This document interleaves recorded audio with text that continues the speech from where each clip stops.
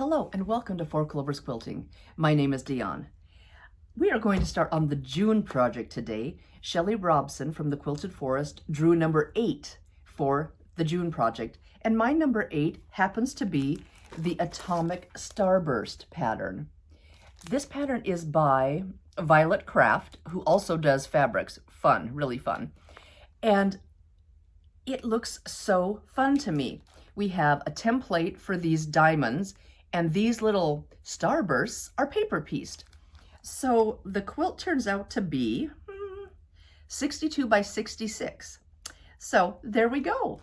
It looks super fun, and I've had it in my stash for literally years. So we're gonna bust it out, or try to bust it out this month. The fabric I am using, I've also had for years, and I looked and looked and looked. Everything's kind of wiggled around. But it's called Shiny Objects by Flaurie and Finch. It looks like so, and it's got all these motifs. It's actually upside down. There's the birds and the flowers, and there's all kinds of silver metallic with it. Oh, so pretty. And I'm hoping I can get enough of these brighter colors or colors, I should say, to shine against my background, which is a fairy frost, Michael Miller fairy frost, and that is the selvage on it. And this fairy frost, normally they're pretty soft. This one is a little bit crunchy feeling, but it'll be okay. I think it'll be okay. We'll wash it up and it should soften. Throw a little downy in that bad boy. Anyway, these, I think all of them have a little bit of silver metallic on them.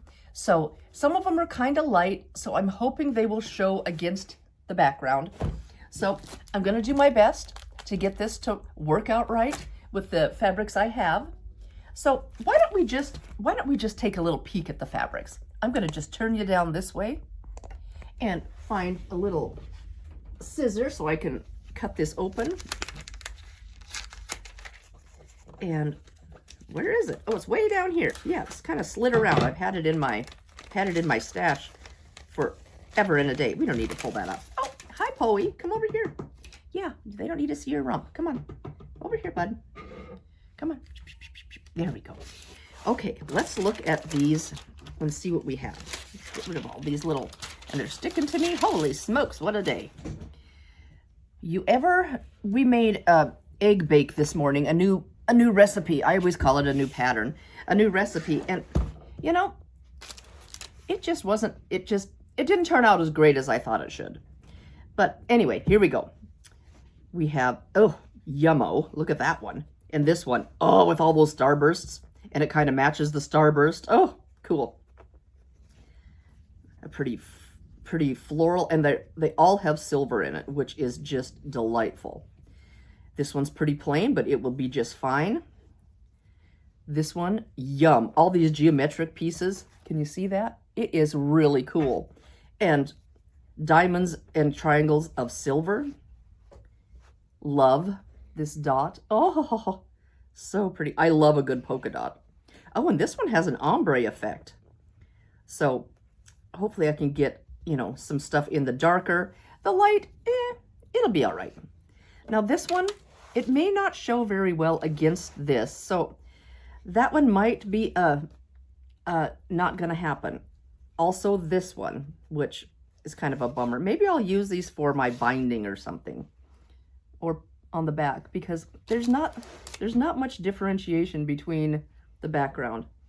This one, maybe. That one, I'm gonna set that in the maybe pile. That one might work. This one I think will work. This one is just a pretty plain with a little silver dots on it. Another one of those really fun starbursty pieces. The floral with the, let's get you closer. The floral with the silver, the dot, yummo. Now look at that color. Is that delish? I love it. And these are all this type with the bird flying and the flowers coming. They're directional and they will work fine in the diamond. You just have to position them. So I think it'll be great. This one is also directional. The flowers are all growing up. And little fuzz. So let's see what we have here. Oh, love. That one's really, look at a little circle with hearts in it, and oh, really fun. A little plainer one again. And we have fuzz, I can't get it. Fuzz everywhere with the silver dots. This one, love this so much. Diamonds to mimic the diamonds. It's just going to be fun. This one I think should work. I think it's got enough color. This one might not. It's got a lot of silver, but not a lot of color, so that's going to probably be in this pile. Well, I'll put it in the maybe, because I might need a couple of those maybes. This one is just too light. This one is too light. It's basically white with silver. This one is probably too light. I just don't think there's enough color change. Let's move these things out of the way. This one, I think is going to be not enough. I'm going to put that there. This one, definitely not. The white background. This one, I just don't think. All of these tans, oh, this one's upside down. All of these tans, and I just don't think there's enough color change. I mean, this one maybe that might be in the maybe pile. This one I think will work. There's a little more tan than white in it, or cream. So I'm going to try that one. I'll put it in the maybe. And these rich colors, so pretty. And this one, oh, yum. These colors are so yummy. Now, will this one work? I'm hoping, because it's got some blue, so that's going to be in a maybe.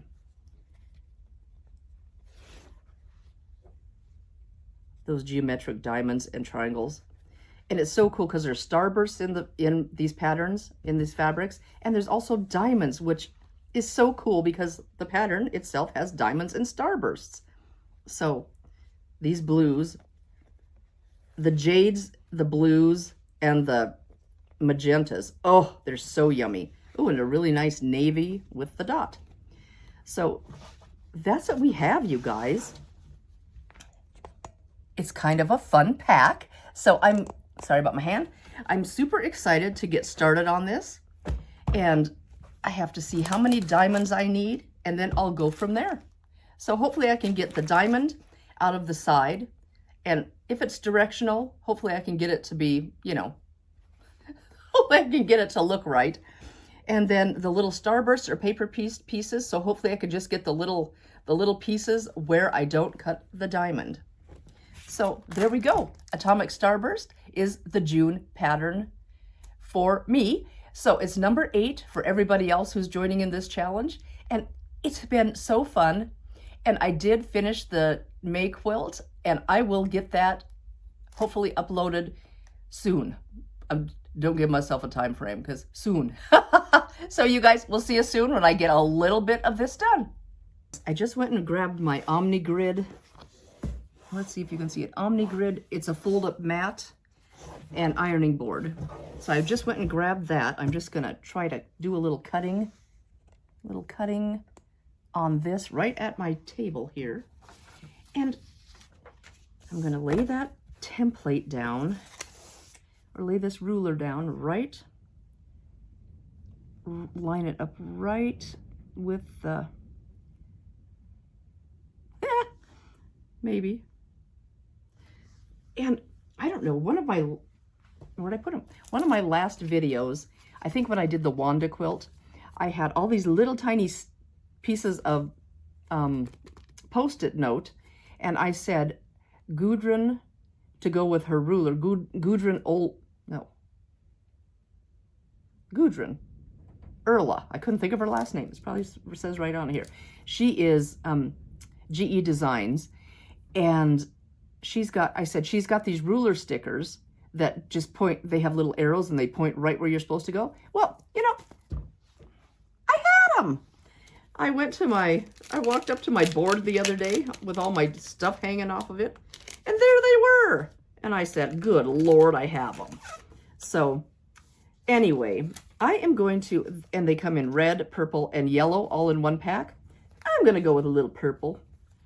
So I'm going to just pick one of these stickers off of here and put it where I need to go to, which is right here. And I'm going to pick another sticker off. Huh. That's the hardest part, is getting the sticker off. And I'm going to just spin this around so I can look at it and make sure I've got it in the right spot. And let's see what that looks like. Got it in the right spot. It's pretty darn close to that line. So does that line go straight across? It does. Okay. Hey, there we go. Okay, guys, I'm going to try something. Remove the template, grab this piece, which isn't my favorite, and I'm just going to go right up to that corner. And this is just a trial and error, hopefully more trial than error. I'm just going to zip that off. And I should have brought my spinny mat, but this'll be all right. This'll be all right. I've got my grippy stuff on there. Let's go like this. And let's see if this is going to work. Okay. Now, how do I do it? Just slide that right up to where they meet? I don't know. I'm going to try it. So but how do I know where's the, how do I know where the angle is? Maybe I need to fold this.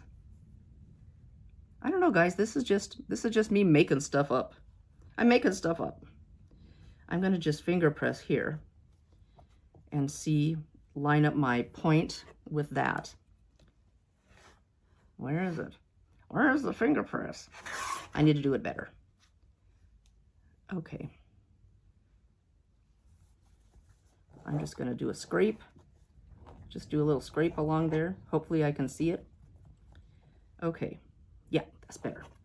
Okay, now I'm going to line up the tip with that finger pressed area, and slide this over so it meets that tip. Hey guys, this could be just a goofy trick. And I have those arrows coming out right, or the fabric meeting right where those arrows are pointing. I'm going to just turn this bad boy because I didn't think that through very well. We're going to let's just wing off. We'll just wing off.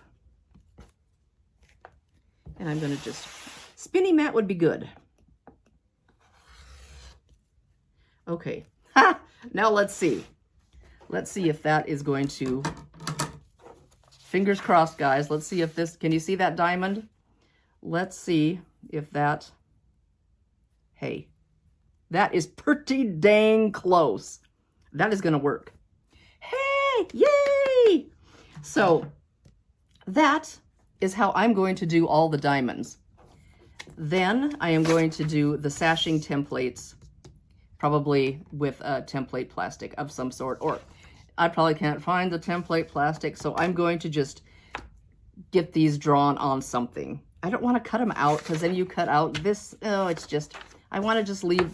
I might go make a copy of this on my copier downstairs, make a copy of this, and then cut it out just so I have those pieces loose. But I'm going to cut out all the diamonds first. So do you want to see another one on real fabric? Okay, guys.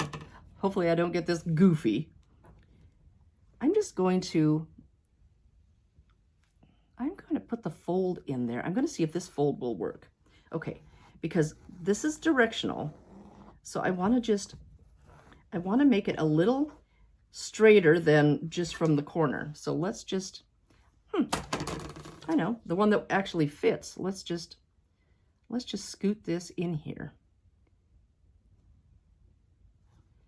Can I do it? Can I do it from here? Yeah. Okay, I'm going to mark right here. This is probably not the way to do it, to this. And then I'm going to fold, if I can see my lines. These are only going to be on the directional ones.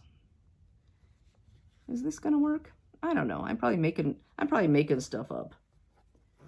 I'm going to try to do that. It's a little bit stretchy, so just kind of be careful. And we're going to see if I can get my flowers not sideways, but a little bit straighter. So this is the line we want. Not the one that not the one that I tried to do first.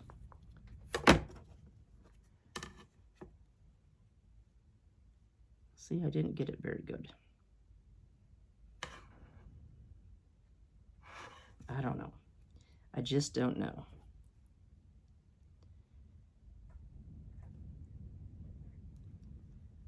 Is that the right?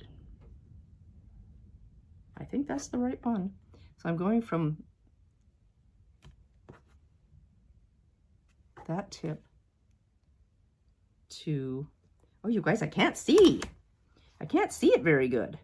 And I think I had it off a little bit. So we're going to do it one more time. Okay. Get it like that.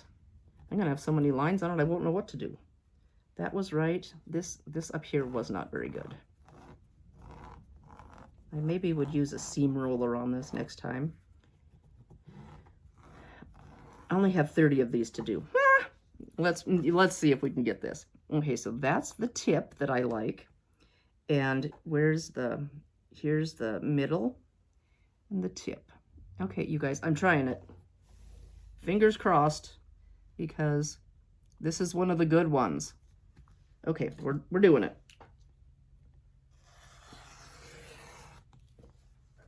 Okay.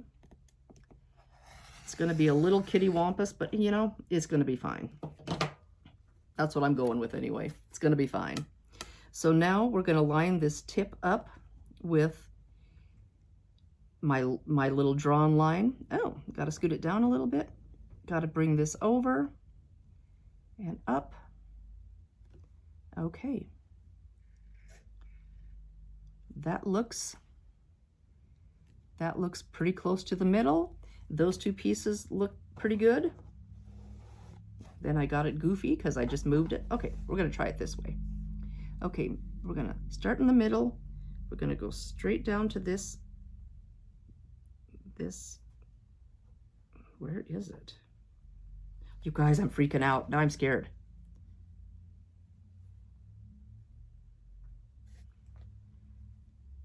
Because I don't want to ruin one of the good ones.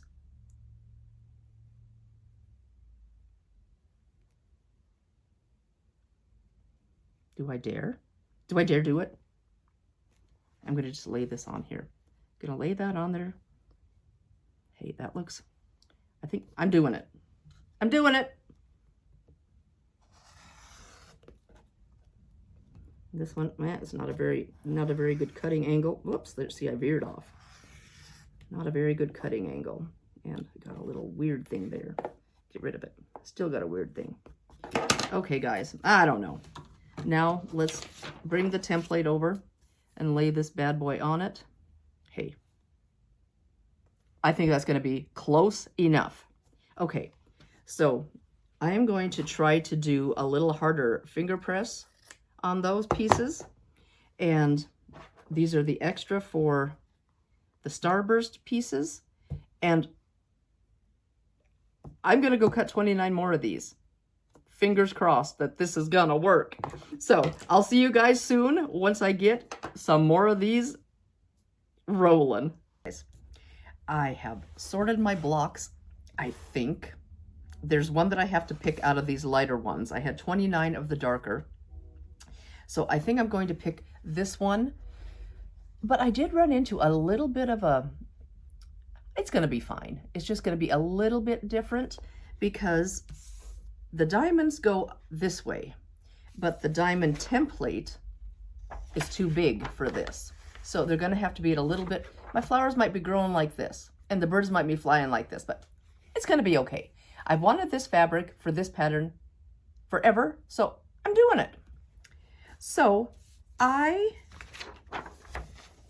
thought I have template plastic somewhere in this room. So I'm going to see if I can find a triangle ruler that I can, you know, cut the one side and flip it and cut the other side. But these I probably will do with template plastic. I just need, or cardboard cereal boxes or something. So these will probably be template plastic. And this, I dug out all my triangle rulers. And this one, what do you guys think? This one I think will work. Whoop. If I do, let's move those. If I have it like this, and if I slide this template right up to the corner, I think it fits. It looks like it is beautiful. So it fits really well. I just need to watch where this line is and then flip it and do the same on the other side. So I'm going to try that.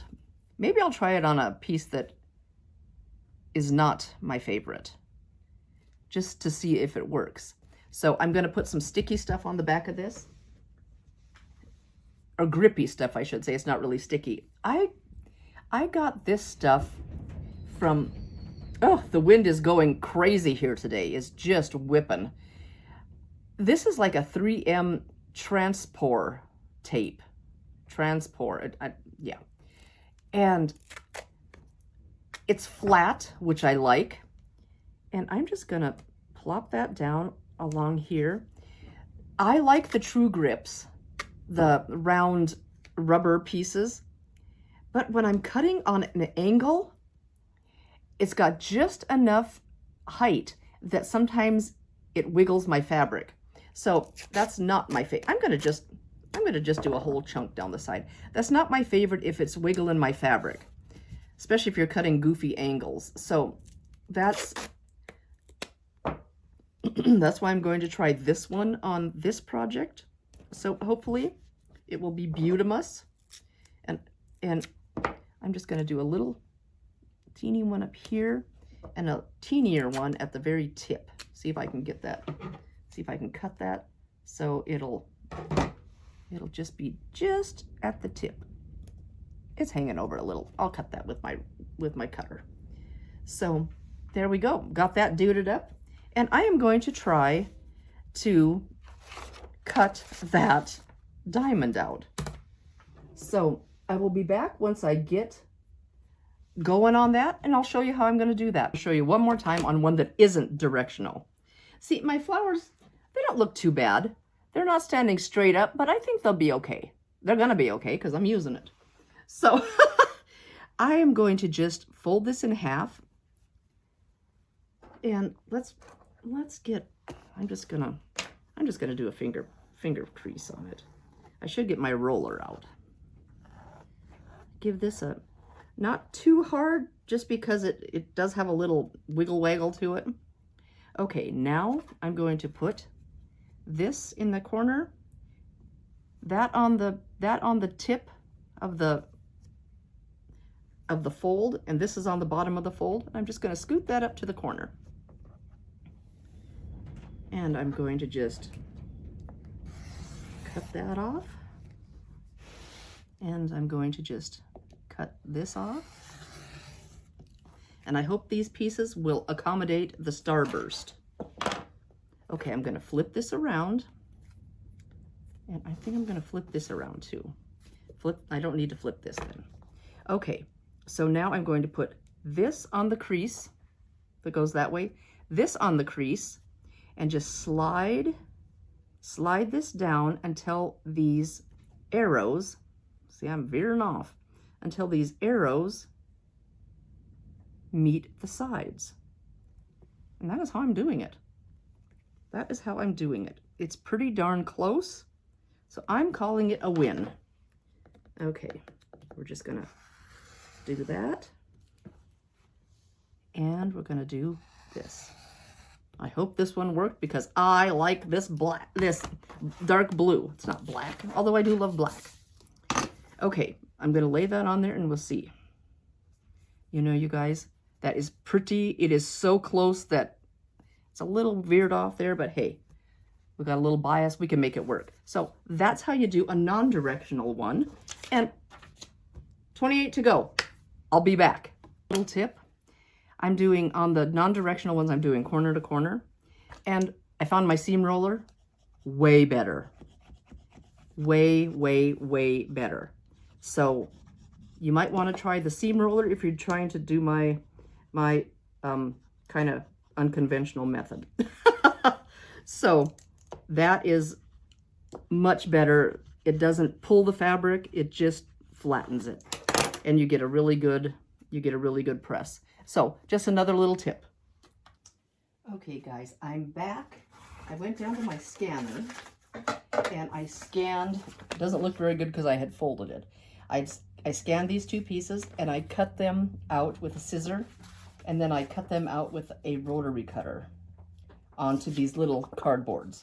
So that's what I'm going to do. In fact, I should probably write which side is up so I don't get them backwards. And small goes this way. Okay, I'm just marking. X marks the spot. So I cut out a strip of fabric, 2 strips of fabric, but I think all the strips need to be, all the large sashing strips need to be this way. So I cut my piece in half and I put them right sides up. So I hope that will give me my desired result. And I'm not going, that's not how I want to do it. I need to turn this so I can cut. Okay, so let me just, so I've got 2 pieces, both facing up. So I'm hoping to get 2 of these little dudes out of one cut. So I cut it the width it said. You know, this is just not my forte, but we're gonna make it work. We're gonna try it, right? That's what we do, trial and error. I just hope I don't keep cutting them smaller and smaller. I'm like, oh, cut away the template. Okay, that's not working. Maybe some people can just cut freehand. Excuse me. Can't do that. So let's just, I've got that grippy stuff on here, so let's just see if I can lay it gently. Okay. Just give it a little tweak. And, oh, I took off a little bit of template. See, that's the problem, is that your template keeps getting smaller. There's one cut, and I'm going to just flip this around and get the other cut. And I'm hoping, maybe I don't need a ruler that big. Let's see, what do I have over here? Do I have a smaller ruler somewhere? This might be better. This might be a better choice. Let's try this one. And let's just do that. And it looks like I don't have my angle quite right. There, I think that's a little better. And there we go. 2 of the large sashings for the diamonds. So I'm going to continue to do that with the large. There's a jillion of them. We need 89 small sashing and 80 large sashing pieces. Hello. Okay, so there's a bunch. I'm just gonna, this should be the same angle, so I hope I can just pop that down. Hey. This might not be as bad as I thought. Because I just thought, oh, using my cardboard templates and oh boy. So let's just see about that. Oh, trimmed a little more of the template off. Oh boy, you guys. Okay, this is extra, so let's do this little guy and try to get him done. Okay. I don't think it matters. They're exactly the same. I don't think it matters. And then I'm going to put this down, and if I could just see a smidge of fabric on the other side, maybe that's what I'm going to do. See how that works. I like that better. And I'm going to flip this around because I can't cut with my left hand worth a darn. And here comes Ray. We've been doing house maintenance stuff, and I've given up, and he's still working. So that's the kind of guy he is. He's a good dude. Good dude. And 2 of the little guys. So I am going to continue to cut these and see, now they wiggled a little, and see if we can get some, just see if this diamond's gonna work, if I haven't screwed it up. So let's do one more. work that right into that angle. And I'm going to just, if I can just see maybe just a smidge of fabric. Nope, still cut it off. You guys, if this works, it'll be a miracle. So that didn't cut all the way through probably because I'm cutting the template. So we're just going to take this scissor and one thread. And this one is not good at all. So I am going to line this back up and just see if I can make it work.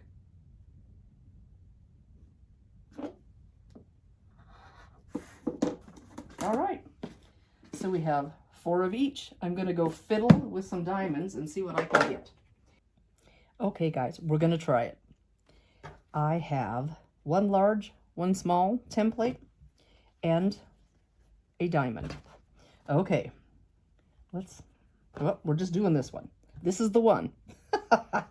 Okay, I've got my machine ready to roll, and it says, let me just refer to this. It says put the small piece on the edge here. And now, usually when we have an angle, doesn't it have to hang over a little bit and a little bit? I am just going to grab my pins, and I'm just going to pretend that we're at a 1/4 inch. I'm just going to run a pin along there and just see if that's going to come together kind of how we want it. Okay, so can you see what I'm doing? Probably not. Okay, I put a pin, I hung this over a little bit and a little bit on each end. And now I'm going to pretend we've sewn this at a 1/4 inch. Yep, that's about what we need to do because it looks pretty even along here. So, okay, I'm going to call that good. I'm going to place a couple pins. We have all bias, so I don't want any excess stretching. So I am going to do a couple of pins here. And I'm going to do one right in the darn middle and see what we get. Fingers crossed, guys. Here we go. I've got my machine starting in the down, needle in the down position. Let me see if I can get you a little closer. I just never know if you can see. I'm going to pull this forward. My pins are squished up. Okay, guys, here we go.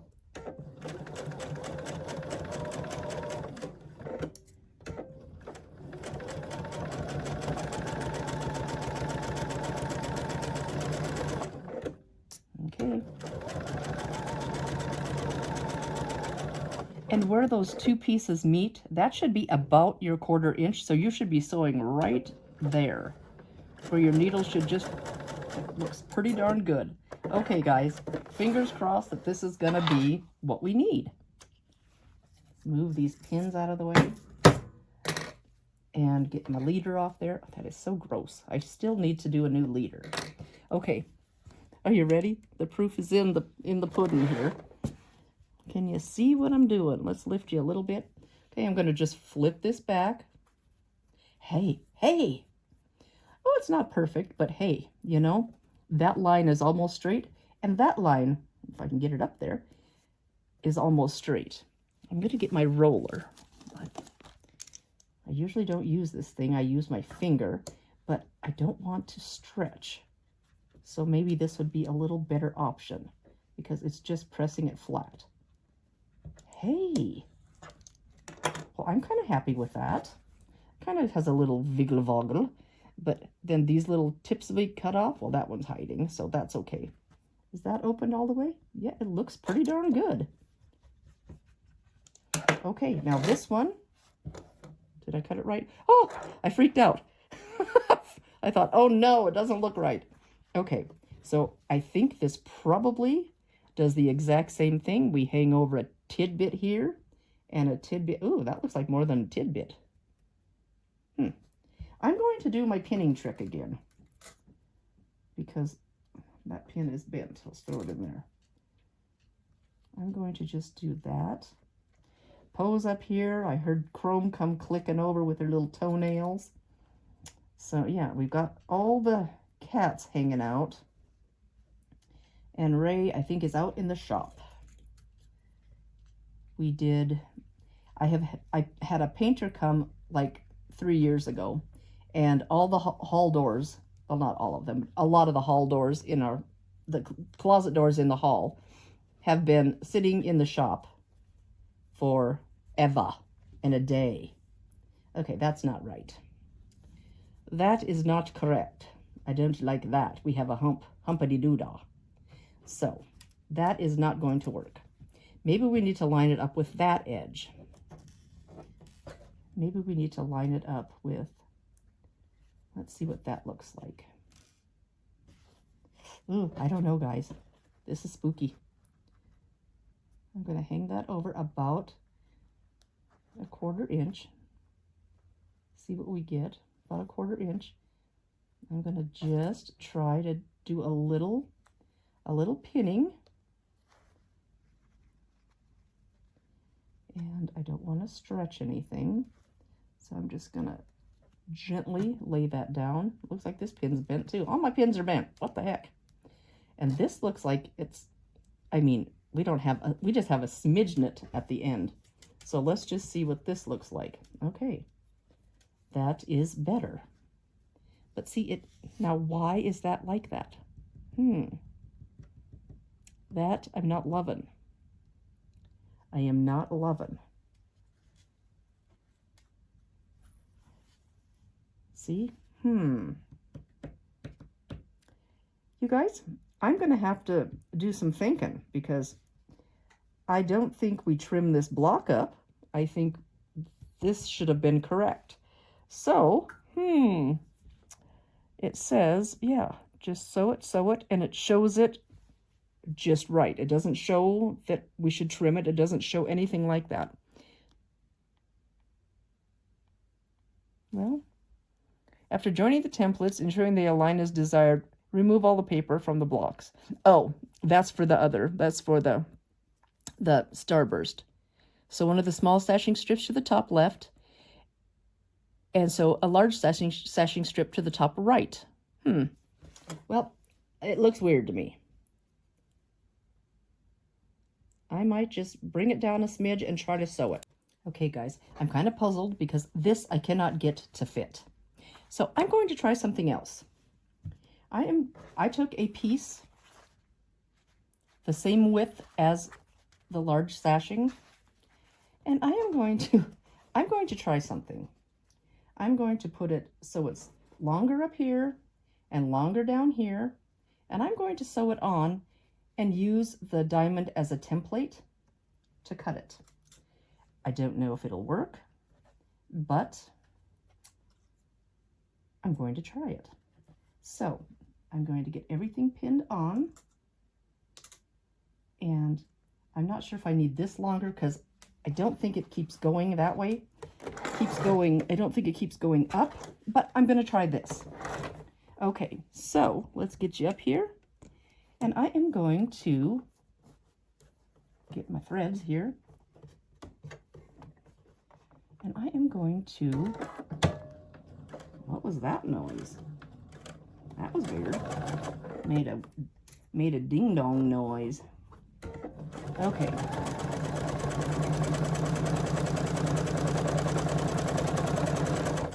Is it sewing? Okay. I'm like, oh my goodness, am I not sewing? Okay, guys. Now just hold this point steady. You might have to use a stiletto or your pin, just so we finish strong and that point doesn't veer off. Okay. I don't know. This might have just been silly. But the little sashing fit perfectly. So I'm going to just open this up, and I'm going to just, actually, I think I'm going to press toward the sashing. I don't know if that's the wisest choice, but probably, I don't know if it says it in there or not, but I'm just going to try that for this moment. Let's use my little roller. So it just presses. It doesn't seem to tug like I do when I use my fingernail. Okay, so there we have the diamond. And I am going to just, oh, I didn't put it high enough. Dang it. It's gotta follow through. Oh, poo. So I'm going to rip this and I'm going to try it again. Okay. I have ripped it out, unsewn it, and we're going to try it again. Let's just do this one more time. Let's see if I get this right where it's supposed to be. And this looks a little off. There we go.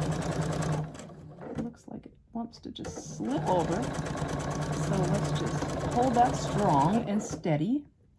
And this edge, of course, I fiddled with it. You know, you rip out a bias, it gets a little wiggly. So I'm just going to put my pin here and just keep that point on that edge where it's supposed to be. And there we go.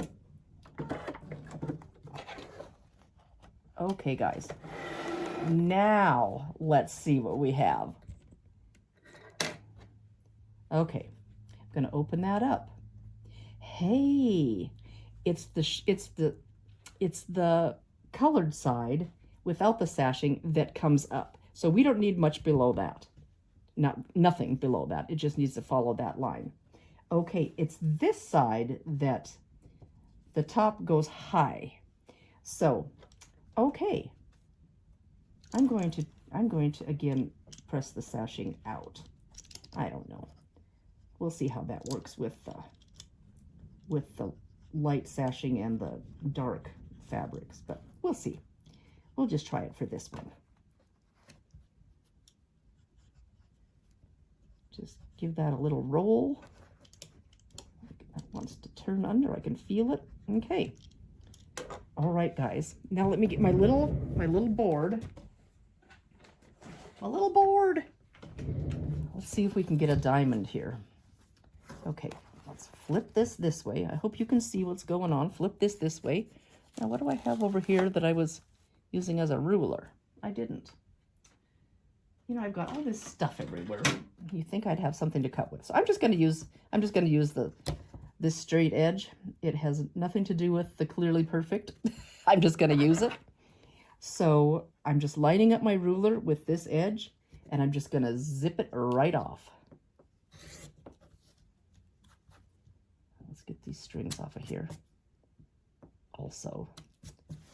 Now this one, I'm going to flip around so I can lay this out, and I'm going to line up the ruler with that. Oh, I'm too far down. Ruler with that sashing strip, and let's see if I can get that. Okay, guys, here we go. Hey, we have a diamond. I hope this is the correct size. But, you know, if I make them all the same, shouldn't they work? Well, I have paper piecing pieces. Might have to think this over. So that's what it's supposed to look like.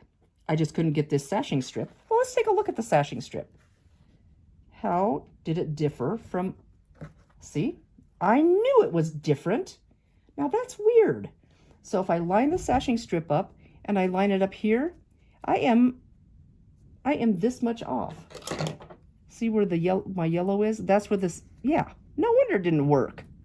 So I don't know, did I do the diamond too big? But it fit on the template. So I am kind of confused, guys, where this 1/4 inch, oh, can you see where this 1/4 inch came in? Because the sashing strip is, yeah, it is off. See, if I put it here, can you see? You can probably see then. It's off by that much. It's that much too short. So, yeah, that is why it would not work. I'm going to do it this way. I may not do any more today. I'm going to wait until I get my paper piecing templates downloaded. And then I will do one of those and see if they fit. See if they match this. I guess if I had to cut down this part, it wouldn't be a big deal. The sashing would just be a little bit smaller. But there is one diamond done very unorthodox. So I will be back and let you know how this comes about, because this just did not work. It was too small. So do I have something wrong? That's my next question. I will be back. Hopefully I'll have this figured out. Okay, guys, I want to show you how to do a paper-pieced starburst. The pattern comes with a template that looks just like this, and you run it off on a copy machine at 100%, and then double check that the measurements, an inch actually equals these measurements. So I just used it on a piece of paper piecing paper, which is a little bit lighter, or not as heavy as copy paper. You can use copy paper, that's fine. Or you can use newsprint. You can kind of do whatever you want or whatever you have on hand. And I'm just cutting these out with a paper scissor. This is going to be my new paper scissor. I found it in a bunch of scissors and can't seem to find my paper scissor. So this one was elected to be the paper scissor. So I'm going to get rid of all these little scrappy doos and put that there. And we have template A and template B. So I'm just going to set those aside. I hope I've got everything kind of jammed in here so you can see okay. I've got my light bar, or I keep calling it a light bar, light box. And I've got my tiny rotating mat that doesn't really matter if it rotates or not. Okay, now we need a lot of background, and I kind of measured these spikes, and we need, for each block, we need a 6 by 1 inch piece, a 4 by 1 inch piece, and 2 3 by 1 inch pieces. So we'll need 2 6 by 1, 2 4 by 1, and 6 3 by 1. Is that right? No, 4 3 by 1. Holy smokes, 2 and 4. Okay, I was looking at the 3. Okay, I am going to do this blue navy with the silver dot on it.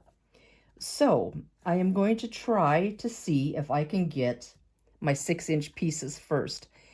I've been doing just a little rough cut because I'm a little bit nervous that I am not going to have enough if I don't mind what I'm doing. So I'm going to just do this, and this is going to be extra. There's one 6-inch piece, and we're going to do this on this one. 6-inch or so. Yeah, it doesn't have to be super precise. It's gonna be fine by 1 inch. So I'm gonna just kind of do that, and you can see everything moved. I'm gonna just zip that bottom off. So I have 2 6 by 1s. I'm just gonna set those there. Now I need 2 4 by 1s. Okay, let's do, I'm going to see if I can get 2. Makes me nervous, you guys. 4. Where's 4? 1 2 3 4 by 1. Actually, I'm going to take it off of this side. Let's do 4. 1 2 3 4. Okay. Let's just buzz this off about here. Get rid of that. And I don't know, this probably is not the way to do it. I'm just going to pull that back a little bit. Scoot that over. And I'm just going to cut this in kind of in half. There's a 1. And I'm just going to leave that. That's fine. There's 2. 2 by 4. Okay. That little guy. I'm going to do another 2 by 4. You know, maybe I'm going to do it this way. I'm just going to give it a little bit of a turn. It doesn't have to be perfect, and it definitely doesn't have to be on grain. These are just all every which way. So there's a 4 by 1 approximately, and another 4 by 1 approximately. So we have 4 of those. Oh, I lied. We needed 2 of those. That's okay, because we do need 4 3 by 1s. Holy smokes. Okay, let's see what we have here. I am going to make that work. I'm just going to make that work. Going to make that work. And that one and this one, It's going to be close enough. There's the 3s. So we have 2, 4, 5, 6, 7, 8. 1, 2, 3, 4. We have enough. This should be extra. And they're kind of all over the place. They're not precise, but we're going to just go for it. So I'm going to have my cutting board here. I'm going to have my light board here, and hopefully you can see it. I'm going to get rid of my little instructions. Okay, this is how I'm going to do this. The very first, this is piece A, so this is your A block and the B block. So I'm going to just start with the A block and work through it. This piece on your paper piecing, A1, is the very first piece you need. And that is the only piece that's different when piecing. So I am going to just put this down here, and that piece more than covers. I don't know if you can see that. Here, the piece goes to here, and the template goes to here, and the piece hangs over to here. It's going to be great. So it's a little bit more than we need, but it'll be fine. Excuse me. And I'm going to use some of this Elmer's washable glue, and I'm just going to put that right on that A piece. I have not used glue doing paper piecing before, but I'm going to try it. I'm going to try it out. So this piece is face down. The very first piece is face down when it goes onto the paper. If the paper's face up, your piece is face down. So when you flip it over, the pretty side is on the non-printed side. That is the only one that's different. Okay. So we have our first piece in place. And then we go to A2, which is one of these skinny little spikes. I am going to just, hopefully you can see, I'm going to just pull this back along that seam line, or along that line where it goes from A1 to A2. And I'm just going to give it a little finger press. And that just kind of gives me the angle that I need. So this is one of the little guys. And I'm going to put one of my 3-inch ones here. And over that just a smidge so it catches in the seam. Fingers crossed, guys, that we have this looking right. I'm going to flip this over and see if I can see through it, which I cannot. And I can't looking at the light. So this might be interesting. So I am going to sew right on that line. I am also going to put my needle down in the down position to stop in the needle down. And I'm going to scoot you up just a smidge so hopefully you can see.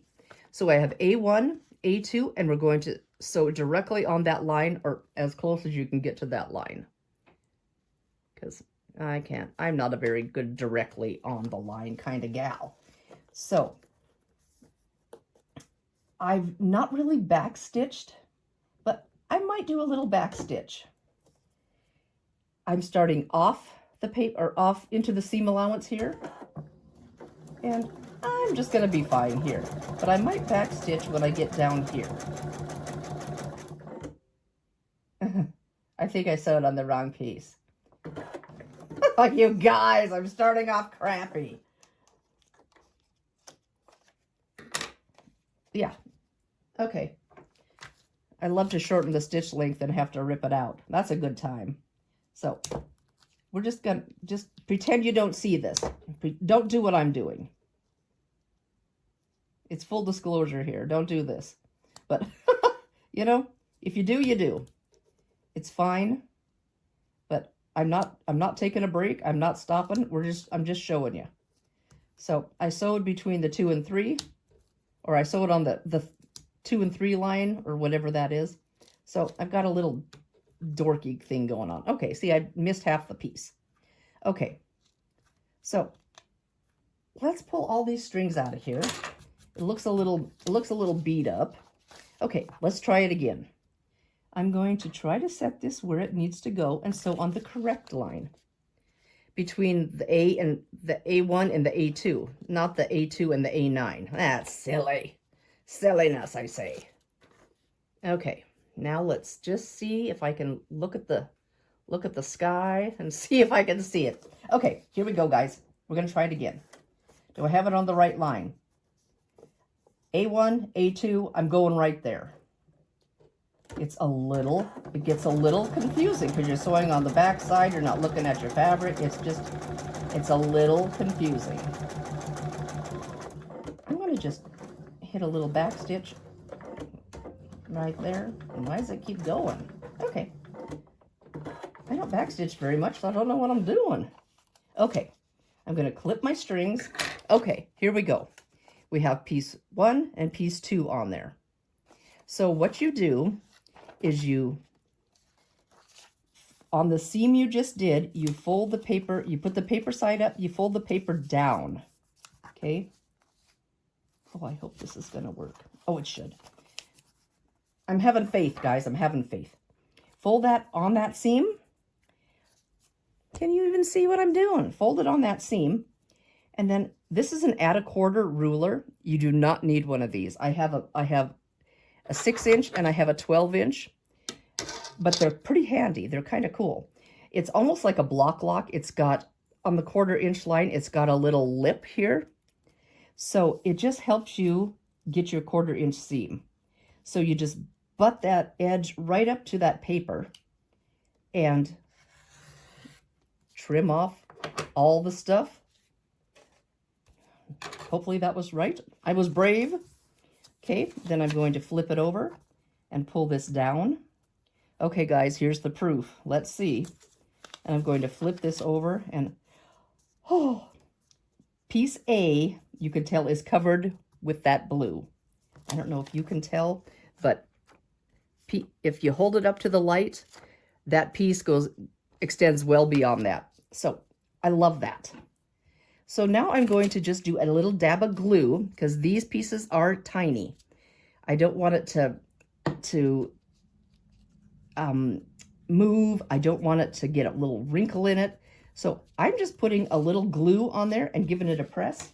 And I'm taking my seam roller and I'm just going along there and it looks beautiful. Okay, guys. 1A, 2, or A1, A2, A3 is another one of those little dudes, a little spiky guy. Looks this one right here. So that's another one of those short ones. So I'm going to grab one of these shorties. Oh, I'm doing it. And I'm hopefully going to be able to put the bigger end where the bigger end is. So my next thing I'm going to do is pull this back and see where that seam is. And I'm going to just kind of give it a little press on it. And you can see that I stitched over that. It's no problem. Just pull that seam right out. When I started back a little far. It's fine. In fact, it works really well because then you will have sewn over the seam, so all your seams will have, I don't want to say be enclosed, but will have been sewed over, so they should lock in. So I'm going to put press my little seam on the 3-piece, between A1 and A3. It's kind of weird because they're a little bit out of order. How they don't line up 1, 2, 3, 4, 5, 6, 7, 8. But it's going to be fine. The chubby end of the piece is down here. The skinny end is here. So I'm going to lay my piece face down, right sides together. And I'm going to do that. It's over where it's over that crease that I put. I'm going to look and see. You can kind of see this coming out here, and this is coming out here. So we will definitely catch that in there. In fact, I might just go up a tiny bit with that one. Okay, guys, I'm going to put this under the needle, then I'm going to scoot you in a little bit so you can see. Okay. Get that needle down, and I'm going to just scoot you up a little. Maybe I can drop you down a little bit closer. I don't know. Maybe my arm will be in the way. Okay. So I'm going to sew directly on this line between the A1 and the A3. So here we go. And you can see this hangs over a little further, so hopefully we're good on this end. Okay, here we go. As close as you can to that line. Nobody will ever know. Okay, I did a little back stitch, and that worked perfectly. I'm going to just clip that off and clip this off. Okay, guys, here we go. We're going to pull down this board. Pull down this board. Get some of these strings out of here. You do get a lot of strings. Well, if you'd cut your strings at the machine, you probably wouldn't, but I don't because it likes to ball up underneath. So I just say, I'm doing it myself. So this is the line we just sewed. We're going to pull this back and do that. All this stuff is extra. So we're going to just put our add a quarter ruler on, or you can use your regular ruler and use your 1/4 inch line. That is not a problem. And that's going to be garbage. We're going to open that back up, flip that over, and bring that piece down. Okay, guys, let's see if, yes, it covers this little spiky piece perfectly. In fact, it hangs over a little bit, and that's just right. I am going to glue this bad boy down because I don't want it wiggling around and getting out of shape. So I just ran a little bit of glue along that spike, and I'm just going to finger press that down. And I might put too much glue on, but hey, you know, I'm going to just put another glob right there on the end. And kind of get gluey, a little bit gluey going on. Okay, so I'm going to hit it with my little roller. 3 pieces. We're moving right along. Okay, since this spike is so skinny, I'm not going to pull this down and I'm not going to pull this down and make a seam because it's pretty dang skinny. So I'm going to just take a big old glob of my background, like so. I'm going to cut this wing nut off here. I'm going to cut that off. And you guys, these angles get really a little bit tricky. And just take your time. Please take your time. I have ripped and ripped and ripped. So we're going right side up, right side down. Okay, now I'm going to just put this here and just do a little pretend that when I flip that up, will it cover this piece? It does. So I am going to just do it about there. I'm hanging over a little bit here. I'm hanging over a lot over here. I'm going to try it. Sometimes, like I said, the angles get, I'm going to pull that out a little bit more this way because those angles get a little bit, they get a little spooky when you're doing the angle. So I'm just going to line that up, get on between the A3 and the A4. I'm going to drop my needle and then I'm going to move you guys up. Okay, so we need to sew right along here. So let's see, my foot feet left me. Okay, here we go, guys.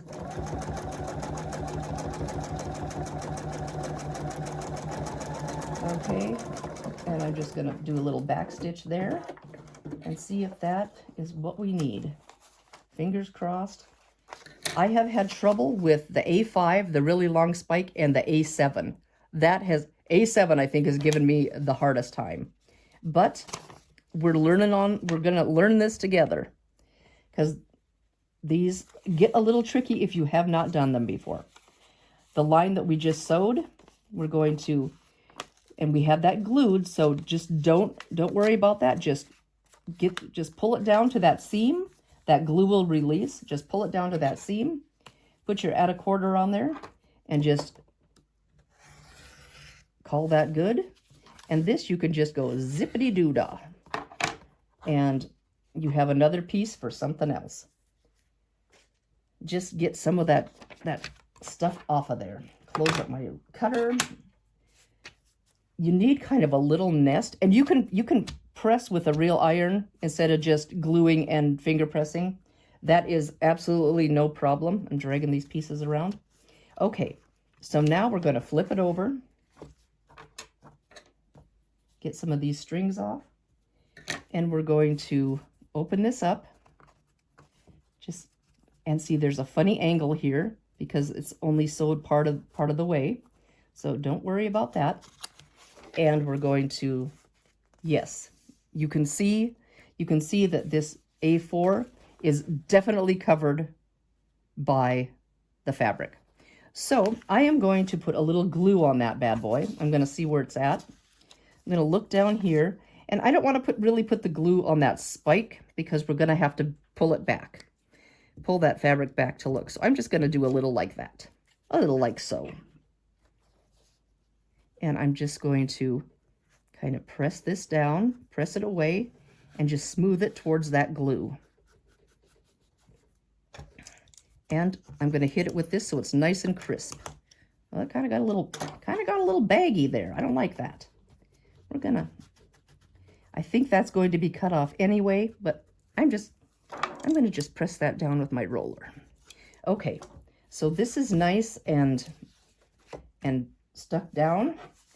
So, you know, I am going to, do I dare? I don't dare. I was going to cut some of that, and I'm like, nope, nope, nope. Okay, guys, I freaked myself out. So now we're going to pull this down, and maybe it's easier to see on this long one see this long spike that's coming along here. I'm just going to give this a little finger press along where that spike is so we know where that piece goes. Get one of these long ones under here. This is my 6-inch, which is oversized, but you know, the first one I did, I thought, I am going to run out of fabric. So I started cutting little chunks so I wouldn't. I was a little bit nervous about that. So I'm going to look up here, and that spike goes to here. I can bring this down a little bit. And let's just see how that looks. Might have to do a little maneuvering. And there's several of them that I sewed right down the middle. I didn't mean to, but that's where it hit.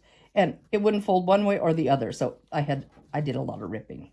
A lot of ripping. I am going to flip this over and see if I can see. See if I can see under there. I'm going to scoot this tip over just a smidgen.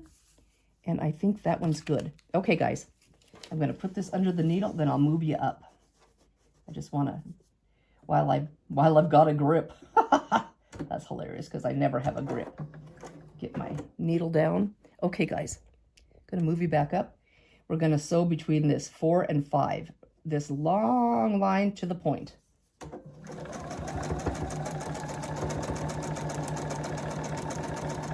No, I'm not doing very straight, but that's okay. It'll be all right. It will be all right. Okay.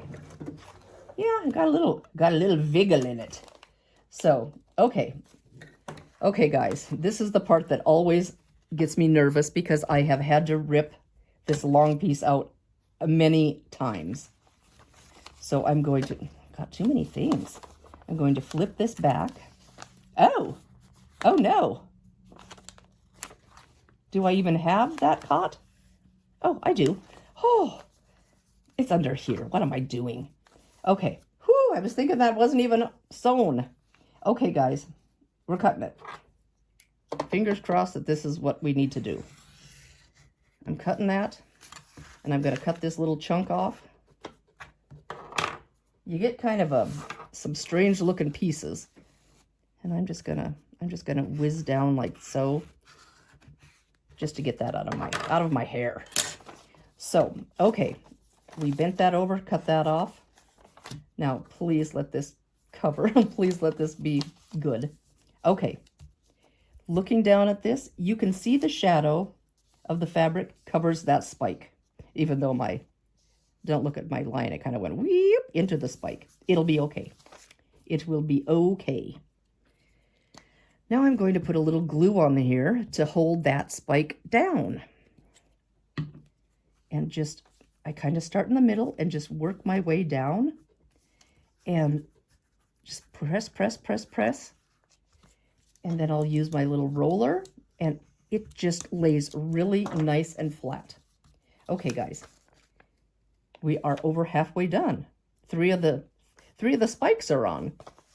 Okay, now again, since I glued that piece, I'm not going to pull that down to find the angle. We need this piece right here. This goofy looking long skinny triangle. So I am going to try this piece. Now you've got to be really careful because the angles are deceiving. But this should be totally fine. I'm going to just scoot that up a little ways. Actually, I can go down a little further. I'm going to just scoot that up a little ways, and it doesn't have to be that far up. And you can see where the edge of the 5 is. I'm over that. Okay, guys. I am going to put this under the needle. So between 5 and 6, let me just pop my needle down, and I will get you guys scooted a little bit. So here we go. Hopefully you can see a little bit better. And I'm going to just adjust that a little. And here we go. Maybe I can get this long line a little bit straighter.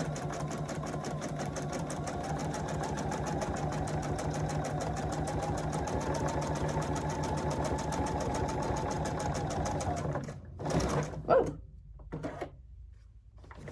Well, I didn't backstitch, but it went woof, woof, woof, woof. Close enough. It'll be fine. It will be enclosed, or another seam will be over it, so it'll be all locked in. Okay, guys, here we go. Now we have, this is the seam we just did.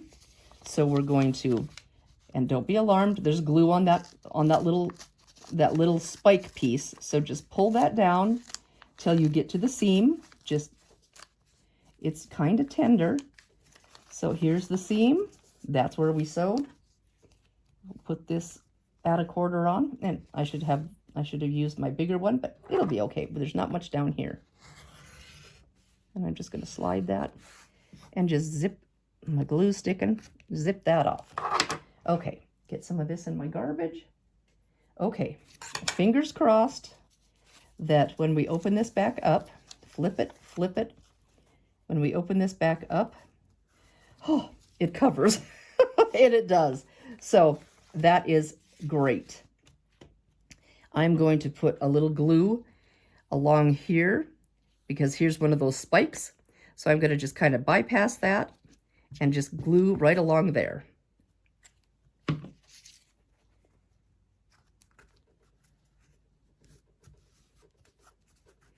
I also didn't tell you that the dark line, or the solid line, is the sewing line. The solid line is the sewing line on these, and the dotted line is the seam allowance when you join your pieces together. So try to get your pieces past that seam allowance, just so you have something to sew to. So that's another thing to kind of look for. And there's our tall spike with some thread sticking out. Ah! Come off of there. There we go. Okay, so let's see what is next.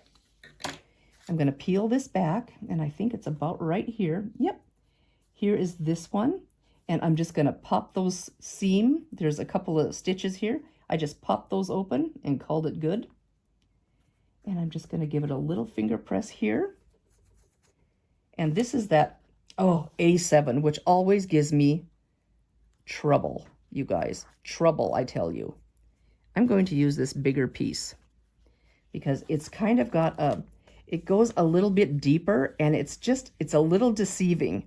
So it goes way over to here. So I hope that this piece is going to do what I need it to. And the fatter end, or the bigger end, is down there. So let's see where that needs to be. Like about there. Okay, guys. Hi, Poe. Ooh. Okay, guys. Nope, that's not the one. We did that one. Okay, A7. I'm going to drop my needle, and then I'm going to move you up. Okay, here we go. We're going to sew on this line right here. Do I have that right? I have had to rip this one so many times that it is not even funny.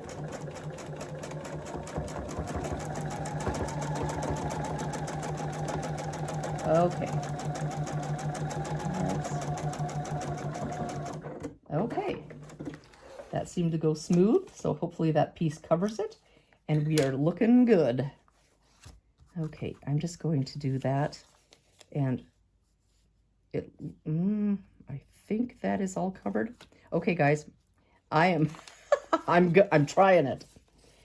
This is the seam we just sewed. So I'm going to just pop that glue off of there and the glue off of here. And I'm going to just pull that down to the seam line. And you may have pieces that want to stay there, like this one, it kind of ripped. It's fine. It is not going to be a big deal. This is just kind of how paper piecing goes. So I'm going to just zip that off. Put this piece into this pile, and maybe I can use it on a different block. Okay, guys, we're almost to the end. It's long and arduous. No, it's not too bad. It's really not too bad. And when you flip that over, look at that. It covers that whole spike. So again, I am going to put this glue down, and I'm just gonna straight down. And just go like so. We have 2 pieces left, one on each corner. So that is pretty darn exciting. Okay, now it says the next one is piece A8, which is in this corner here. So we're going to go like this, and we're going to go like this. You can kind of see where that starts, and that's not going to work. See, it's a little tricky when you have those angles. So I'm going to try this. That should work because there should be a little bit of a spike here. So I'm going to just angle it a little bit and keep my fingers crossed. You might have to watch me rip again. Oh, I hope not. I'm trying to show you guys right, not how to rip.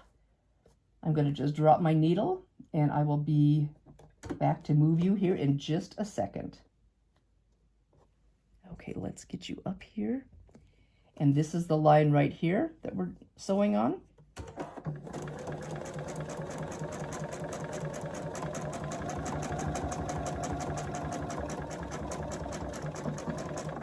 Okay, guys. We almost have a half of one done. Half of one. Oh, Lordy. Last night I did them 2 at a time. I did the background on one, the background on the other. Piece 2 on one, piece 2 on the other. And it kind of went okay. A little bit of batch piecing because this isn't very quick, and it's not a quick process.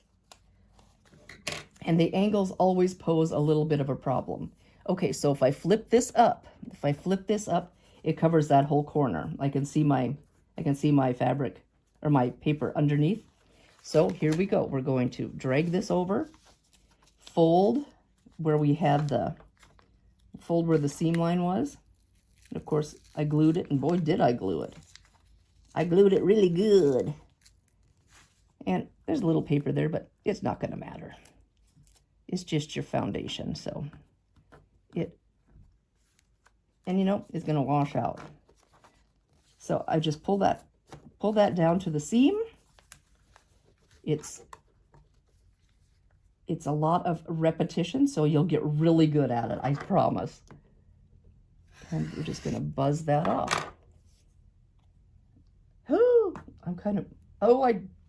I think I did it wrong. Oh no.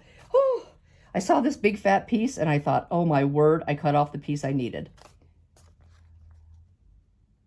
But I did something wrong, because look, why is that flapping in the wind? It's like I trimmed it right on the seam. Now what am I doing? Not so good, not so good. Well, we're going to make it work, but I'm going to rip it out first.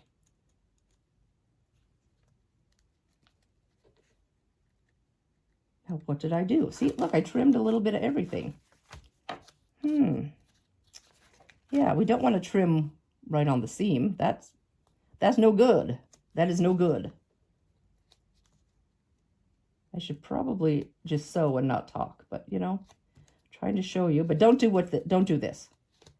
Okay, guys, we're going to try it again. Might have to use another piece. I might have to do some trusty taping. You know, it happens. We can make things work. Okay, let's just... I wanted this one to be perfect for you guys, but you know, if you do something not quite right, you have to know how to fix it too. And I seem to be doing a lot of not quite rights. Look at that. See, why did I do that right where the seam is? That's a little bit silly. And now I'm picking out, oh my goodness. Oh, I'm scared for that. Scared for that. Yes, I am. Why did I cut it right on the seam? There's no seam allowance. Okay, guys. I'm taking that one out too. I'm taking this spike out too, because I am.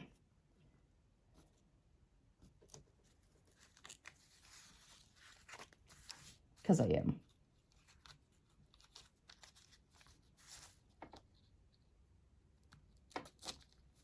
I don't like it.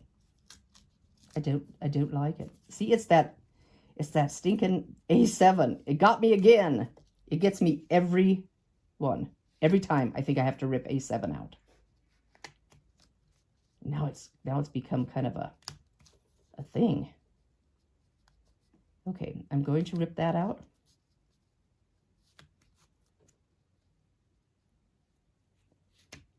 Okay.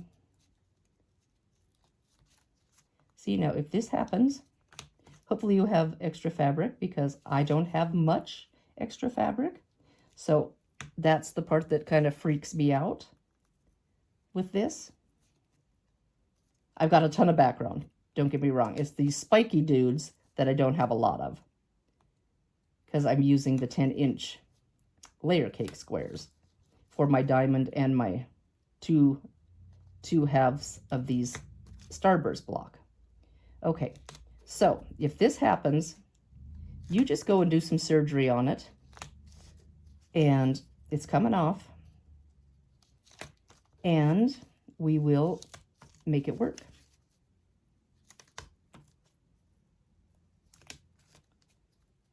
We will. Okay. See, now we have a little broken piece. I'm going to tape that. I'm going to just use my good old Scotch tape. Good old Scotch tape. Get those little shredded pieces out of there. Good old Scotch tape. Here we go. I knew I had it in my sewing room for a reason, and this would be it. Okay, guys. This piece, garbs. It goes in the garbs. Okay, here we go again. Let's get all these shreds and crumbs and all this icky stuff off of here, and we're going to see if we can make it work. Okay, here we go. 1, 2, 3, 4. Do I still have 4 pieces for the next one? Oh, okay. I'm going to pull this down here and look. Yeah, we don't have much room, and I'm going to push this down like so. And okay, I am going to try it again. Makes me a little bit nervous. Like I said, I have had a definite hang up with the A7 piece. Okay, guys, I'm going to I just did a little looking, and I'm going to put my needle down, Okay, here we go again. We're going to try that seam again and just stitch right over that tape. Okay.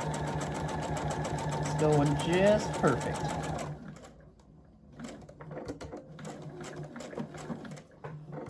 Now, did it catch everything? Did it catch the seam? It did not. Okay. But that is okay because it's up too far. I'm going to just do it a little bit deeper. We're going to just do a little back stitch right here, right on top of the other stitches we did. And I'm just going to make it a little bit deeper, so maybe I can catch that. Okay, not gonna be perfect, but hey, like Jenny says, we make do. So now I'm going to just take out this little tiny piece of stitching that is right here. And it's really kind of hard on the paper side. So I want the stitching that's closest to me, so it's furthest from me. Okay. I'm sweating, you guys. I'm showing you bad stuff. I'm showing you how not to do it. Okay, let's just see what's going on here. I'm just going to try to pick that out of there really quick. Just pick.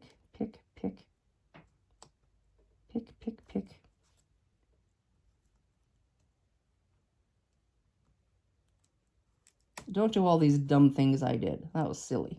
Okay, now, hopefully this will be good. I don't know why that is bent over. Well, it's probably glued. Oh, let's just cut it off. Let's just cut that off.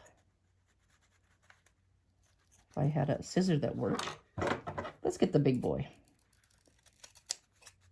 That's got a weird bend in it. Okay, guys, I gotta get a drink. I'm sweating because I'm teaching you wrong. Okay, I'm going to get rid of some of these strings, and fingers crossed that this is going to work the correct way. Okay, this is the piece. We're going to pull back, and trim it off. Oh, it makes me nervous. Trim it off. Now, am I trimming the right thing? Trimming the right thing. I think so. I don't know how there's hardly anything to trim because I don't have much of a seam allowance because I'm winging it. Anyway, so, okay, here we go. We're going to flip it over and we're going to flip this bad boy back. Please, please, please, please let it cover the whole A7. And it looks like it does. Okay, guys. It is down to there. It's over to there. I'm gluing it. That was a little bit hairy for me. I didn't like that. I didn't like it. Okay. Now give it a little squish down. Okay. Now back to where we were before I screwed up. Okay. 2 corners left. Oh, you guys. I'm going to use this bigger piece because now I'm freaked out. Okay. Let's get some of these strings out of here. You do get a lot of little tails, so just mind those. So I need to cover this little piece here, this corner A8. Okay, so I'm going to put this piece down, and I'm going to flip that over. Actually, I'm going to do it this way because this side, it kind of has a bigger angle over here, and this piece is bigger on this side. So I'm going to do that. Okay, let's take a little look-see where that has to be. Okay, guys, fingers crossed because I want to get at least half of this done. Okay, I'm in the down position. This is the one that I wanted to do, I tried to do. This is between the A7 and the A8 right here. And we're looking under there, and you can see that it covers that. Covers where the where the stitching is going to end.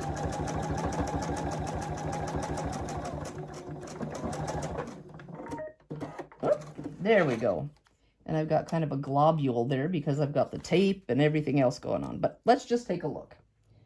Hopefully it doesn't look too hideous and my reveal isn't going to make everybody gasp. Okay, this is where we sewed. And let's just pull this down. I probably put a little too much glue on, but hey, you know, I want it to lay nice. Okay, this is where the seam is. Right there. That's where the seam is. Do not cut on the seam. Okay, I've got that 1/4 inch on there. Scoot that over. Okay, here we go. We're going to flip that down. And it does cover it. Thank goodness. My spike doesn't look too bad. It might be a win. It might be a win, guys.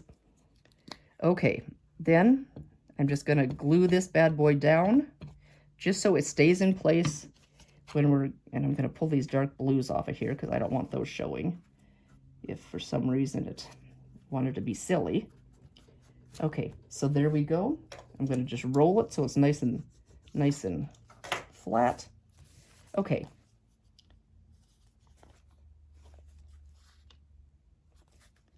It looks clear as mud, doesn't it?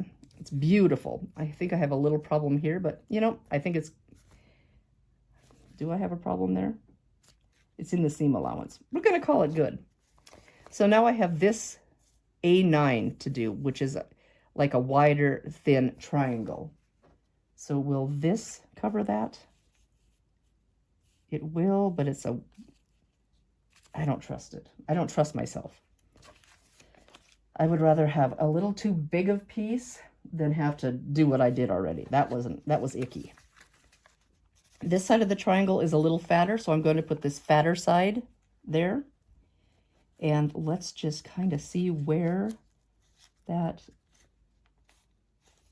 okay, it's about there. And you can kind of see that should cover it. And we're gonna do it. We're gonna do it, guys. I'm gonna drop my needle and I will be back to move you guys. And this is actually between A2 and A9 that I tried to sew at the beginning, and it wasn't right. This has been a whole lot of not rights, huh?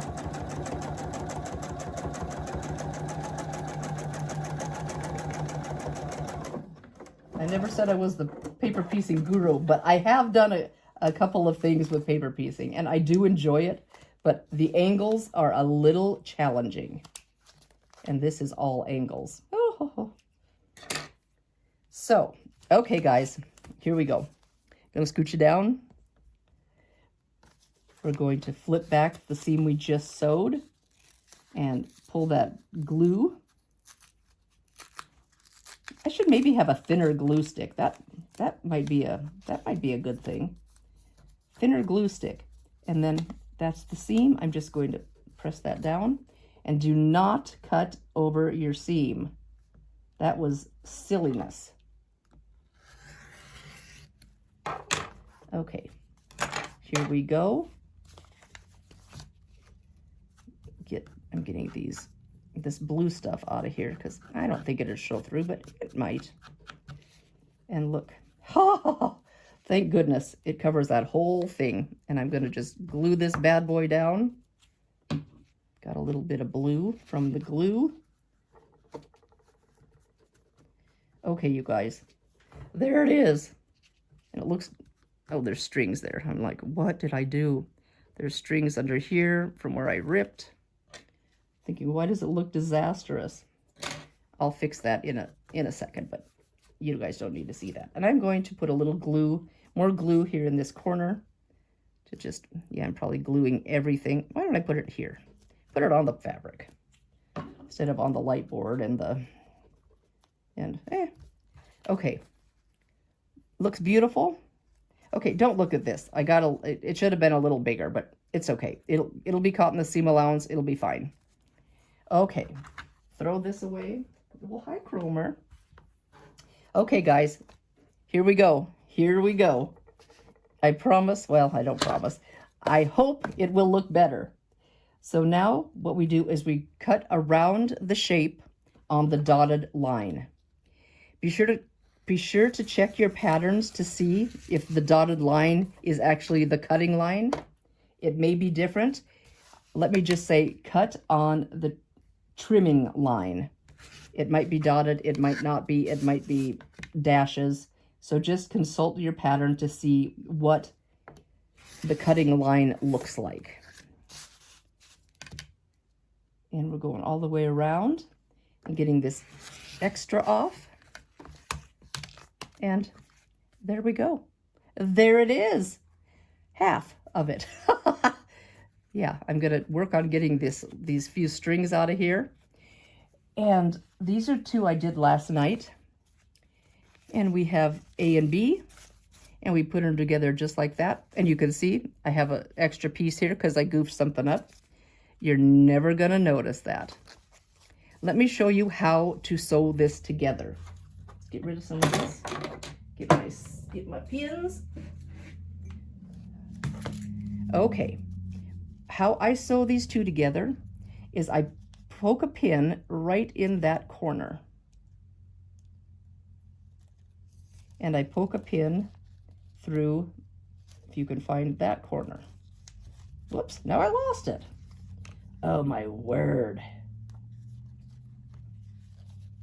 It is Wednesday tomorrow, and then it's Juneteenth, and we get Juneteenth off at work, and I took Friday off, so I get a 4-day weekend. I'm going to sew all weekend, I've decided, because it's the kind of gal I am.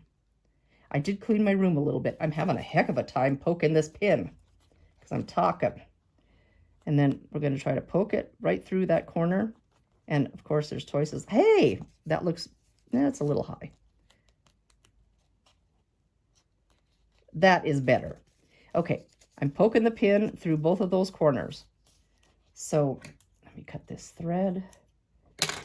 Okay, then I just kind of put this kind of where it's supposed to be and get this pin nice and straight. And then I take another pin and I poke it down and hold those pieces together and pull that pin out. Okay, we're going to poke a pin on this side and see if I can poke the pin a little bit better on this without too high, too low. Fell out of the paper. Oh my gosh, you guys. Way too high.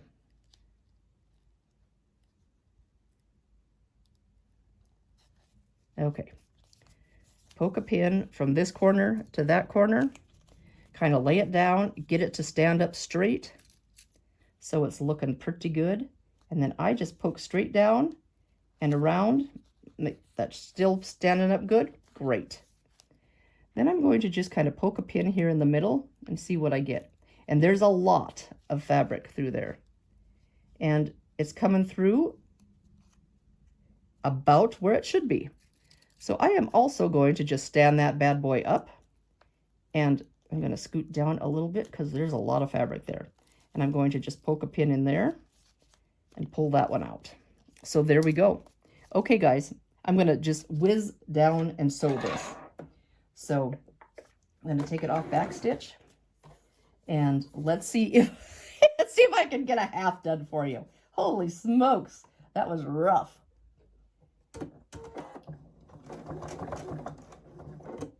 I might just backstitch a little bit.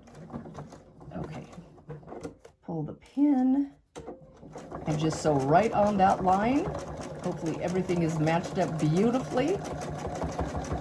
Kind of makes me nervous when you do the reveal and it's like, oh, that wasn't so pretty.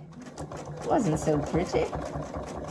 But you know, we're all unique, and it's a one of a kind if it's not absolutely perfect. Okay guys, let's see how it looks. Clip off these strings, and there we go. There is the Starburst. And you can't even see that little tiny smidge there? That is where I goofed up, and that's where I needed to add a piece. You're never going to see it with all that shimmer going on. Don't point out goofies like that. Don't do what I do. But it doesn't look like it's perfect. I might have to go a little bit deeper on that. But I think it's going to be fine. I am going to maybe pull off the paper on the seam. And it should rip off fairly easy. Let's just try it. It should rip off fairly easy. Let's just... I probably glued it to death. Let's just see if we can get that. Maybe, maybe. I'm going to take my little nipper and give it a little something, something. There we go. There's another piece. See, that should come off pretty good. And the little bit of glue that was holding it, it'll come out in the wash. So don't even worry about that. Well, that's as good as that's going to get. I'm not going to waste any more of your time fiddling with that. But see, it should just come off like so. You know, there we go. Pretty much like that. I have a little bit left here. You can get it with tweezers if you want. Or you can just say, good enough. So I will probably try to get this little chunk off a little bit better because it's right where all those seams are. And I will probably press this bad boy open because there is a lot of stuff coming together right in the middle. Where is the open? Where is the open seam? Like so. Yeah, there's a jillion little parts coming together. So we're just gonna give it one of these smash downs, and you hit it with a nice hot iron and hold it there for a little bit. Maybe use a clapper, and it should mind a little better than doing what I'm doing. So anyway, smash that down, and there you go. You have a starburst. And I made these other two the other night. I have two pink ones. Aren't they fun? I just think they are so pretty. So there we go. I have 17 to do. 17 more. I have 3 done, 3 that are completed, 2 other halves ready to roll. So, and this one, the other half. So, you know, I'll get there. It's just not a super speedy process. And just mind your angles, because that's the hardest part, is the angles. When you flip it over, it's over here and you think it's going to be here. So just really double check before you do some sewing. Don't do what I did. Don't just wing it. Anyway, there we go. And I will be back when I get a little more sewing done. I have all of the star blocks done. And the paper piecing's all done. And what I did is I opened up this seam and I pressed it flat. I just held my iron on it and pressed it flat with all the paper still on, flipped them over, and then pressed over the top. And I have taken the paper off of all of them, except for this one. And I thought, maybe I'll show you how to do that. I was going to leave the paper on while I sewed, but it got a little bit bulky. So there's a lot going on right in this middle part. I'm using, I think this is called a precision stiletto. It's got a silicone tip that helps kind of pull the papers out. And you can use a little tweezer to get some of these papers out. And it's got this end it's just a plastic, heavy plastic. And it's really good for just getting in there and tearing. So what I've done is I went in and, you know, it probably wasn't wise to glue every single piece, although it did make everything nice and smooth. But gluing some of these, they were a little bit of a bummer to get off. And I'm going in and I'm just going between on the seam. I started with the seam on all of them. And then what I did is, let's see if I have a scissor that's maybe kind of sharp. Do I have a sharp scissor somewhere? Under some of this junk? Hey, I think I've got some under this junk. What I did is, there's all these layers here, and there's this little dog ear. These little dog ears that are flipped up. And I'm just going to snip those off just to relieve some of that bulkiness. Let's see if Hopefully you can see what I'm doing, and I'm just clipping that off and clipping this one off as good as I can. Whoop, they're flying everywhere. And here's another one. It's either glued. I'm gonna just maybe get it out of there. There, it was just glued. So I'm going to, oh, what are you doing, Poe? You're looking at the top of the sewing machine? And we're gonna get this one too. There we go. Just relieved some of that bulk. You wanna lay down, bud? There we go. He wants to lay right where you're working. He laid on my sewing machine yesterday. That was a new thing for him. Yeah, we don't need to see you taking a bath. That's kind of weird. So anyway, I just went in here and I peeled that up and just popped that seam over and just ripped these off. And some of them don't come off as easy as the others, but you know, just work at it. It's fine. And not all of my paper came off, and I didn't get a tweezer. I didn't dig in it. I thought it's going to be fine. So I'm going to get both sides of this seam off because I get going and then I forget to come back and get this seam part. There we go. And just a little bit more on this side. Kind of clumsy. I'm a little clumsy, but that's okay. And I'm going to try to get all the little strings off. And then what I do is I just try to get between the paper and the fabric, and it just comes right off. And do be aware that these edges are all bias. And I mean, on some of my other paper piecing projects, you just kind of pull, but I didn't want to do too much pulling just because of this bias edge. So then I just go to this second one, and I just kind of dig the stiletto in so it rips the paper, and you can go up the edge. Like I said, I'm kind of clumsy at it, but we watched an old movie last night, and I just fiddled, and I got, I don't know, how many did I get done? 16 or 17 done during the movie. So it's not a quick process, but it's not hard. It's just, you just peck away at it, and you know, sometimes you have to really give it a little manhandle and get in there. And then like this one, I just go in here and give it a little, release that glue, and then you can just peel it right off. And if you didn't glue, it would probably be a heck of a lot easier. And here's this other little, just try to get all these little nubs out of there. And like this one, all I do is kind of just stick the stiletto in there and rip up. And are you watching, Poe? Are you watching? Say hi, bud. I think he's coming around, you guys. He ate a cat toy and had surgery on Easter to get the cat toy out of his gullet.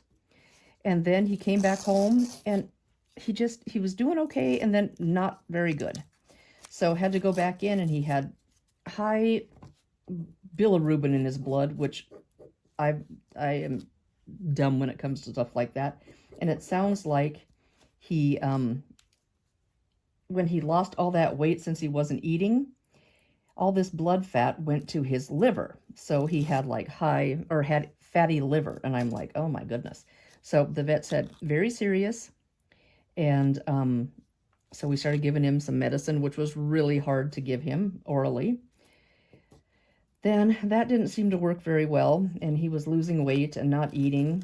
And so took him back to the vet, and she said the next step is a feeding tube, and they don't do it here. So I had to go to Williston, North Dakota. Took him in, got the feeding tube. He was there for a couple of days.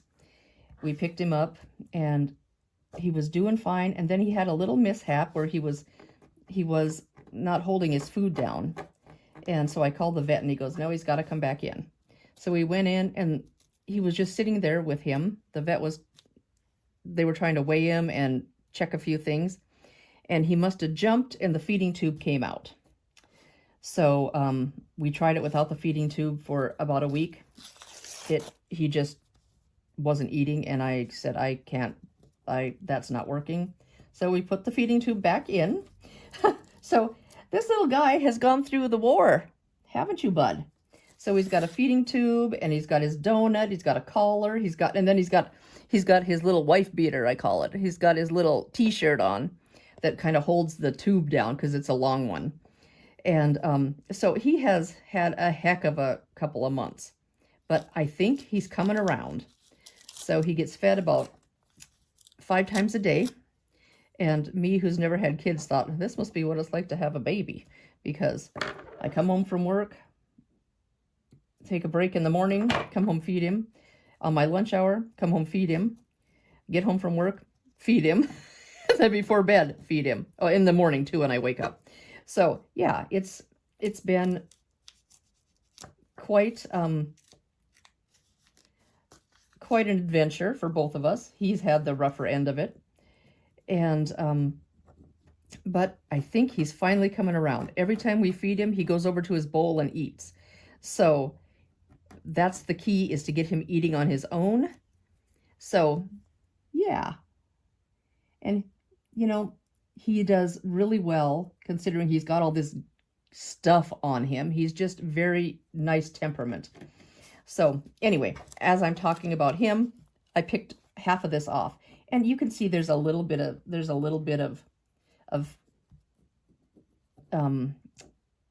glued paper here. You can work on it, or you can just leave it, because it's just going to kind of melt away in the wash. So it will be absolutely fine. So I'm going to pick off the rest of this stuff. Hey, look at that one. That one was a good one. And that one's a little bit funky. But hey, you know, and it's, like I said, I kind of enjoy all the parts of it. I don't mind doing this picking, and it's almost like, you know, just mindless work and kind of fun. So this is my last one, guys, and then I get to assemble this quilt. I have to show you something on, well, I think I'm fibbing a little bit. I think I have to put sashing strips on these two. These also, you know, like the short one and the long one. And then I've got a bigger block of background that I'm going to show you what I did. And I'm hoping it's going to work, because I didn't want to do piecing on it. So I will be back when I get all of this stuff ready to roll. Hey guys, I think I have an easier way if you're going to use this 60-degree ruler and a layer cake. Okay. Okay, I'm going to flip it over. I've been kind of playing around a little bit with some measurements. So what I'm going to do is about a 1/2 inch over from this top left, I am going to just put a line or a little tiny mark. And then down here on the upper right, it's a 1/2 inch over. And on the upper left, excuse me, it's a 1/2 inch over. And on the lower right, it's 1, 2, 3, 4 inches over. Okay, so I've made a mark there, and I'm going to take a ruler and I'm going to join those two marks. Okay, and I'm using a friction pen that erases with heat. So I have red, so hopefully you can see it okay. So there's my line. Hopefully you can see it. Okay. And what I did is I took my pattern piece and I folded it in half, and I just made sure that it would lay there. I scooted it over as far as I could and made sure that all the points were covered. So that is what I'm going to try to do. Okay, now I'm putting my this one is a Clearview Triangle 10-inch 60-degree ruler. I'm putting my 60-degree ruler there, and I've already marked off where the corners are on the ruler, where the corners are on this diamond. Because I couldn't find my template plastic, so I'm improvising. So I'm going to put the top point up there and the bottom point, or the center line, I should say, the point on that and the center line on the bottom one here. Hopefully you can see okay. Okay, now I'm going to cut zip around two sides. The two long sides of the diamond, not the flat side. Well, it's an equilateral triangle, so it's probably the same anyway. Anyway, not the bottom, but the two sides. I don't know. Am I making sense? Hopefully. Okay, so that is out of the way. Now I'm going to leave this like this, flip my piece over. Okay, so I have the piece that's correct, the point that's correct here. I'm going to start with my point on the line, and I'm going to match the line on the bottom. And I'm just going to slide this down. Let's see, everything's kind of sticky. I'm going to slide this down till my arrows match pretty good over here on the sides. And that is what I'm doing. It might not be absolutely perfect, but I think it will be close enough. And it's way easier than trying to figure out where the fold is. Oh, it was kind of hairy. So there is my piece on the template, and it's just a smidge short, so I could have left it a little bit longer, but it looks pretty darn good, the top and the bottom. So there we go. That is how I'm doing that. So let me just show you the markings one more time. Let's just do about a ½ inch here, and I'm going to do 4 inches down on the bottom here. Okay, I'm going to connect those 2 lines. I'm going to just draw that line.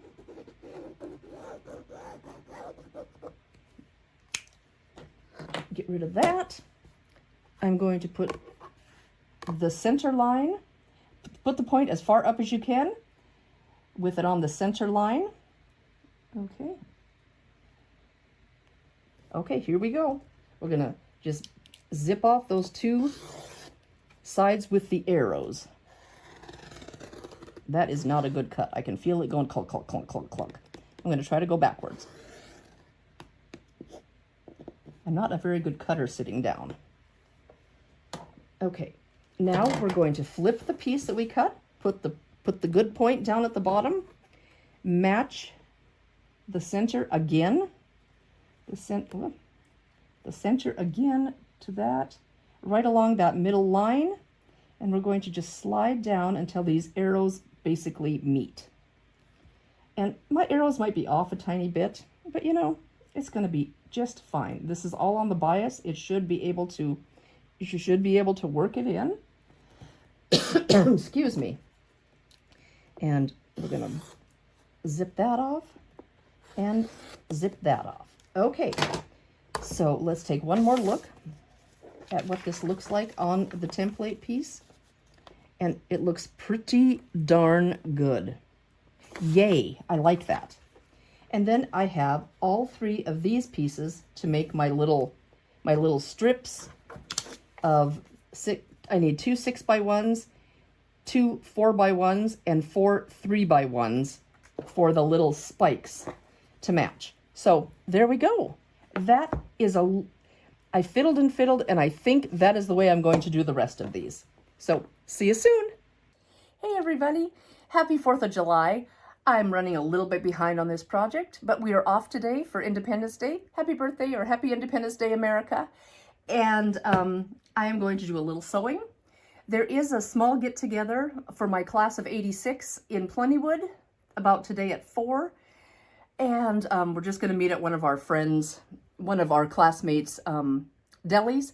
And we're going to hang out there and do this and that and just have a little fun, hopefully catch up. So I'm going to sew for a little bit, and then I'm going to get ready, and then I'm going to drive my hour and 15 minutes and see everybody. Hopefully we'll have a good turnout. Should be pretty fun. And I am going to show you what I'm doing on this bad boy. Okay, my diamonds ran out of background. So I had this other fairy frost that's a little different color. I'm going for it. This looks a little yellower than this. This looks a little whiter, which I like this actually better. But you know, I'm calling it good.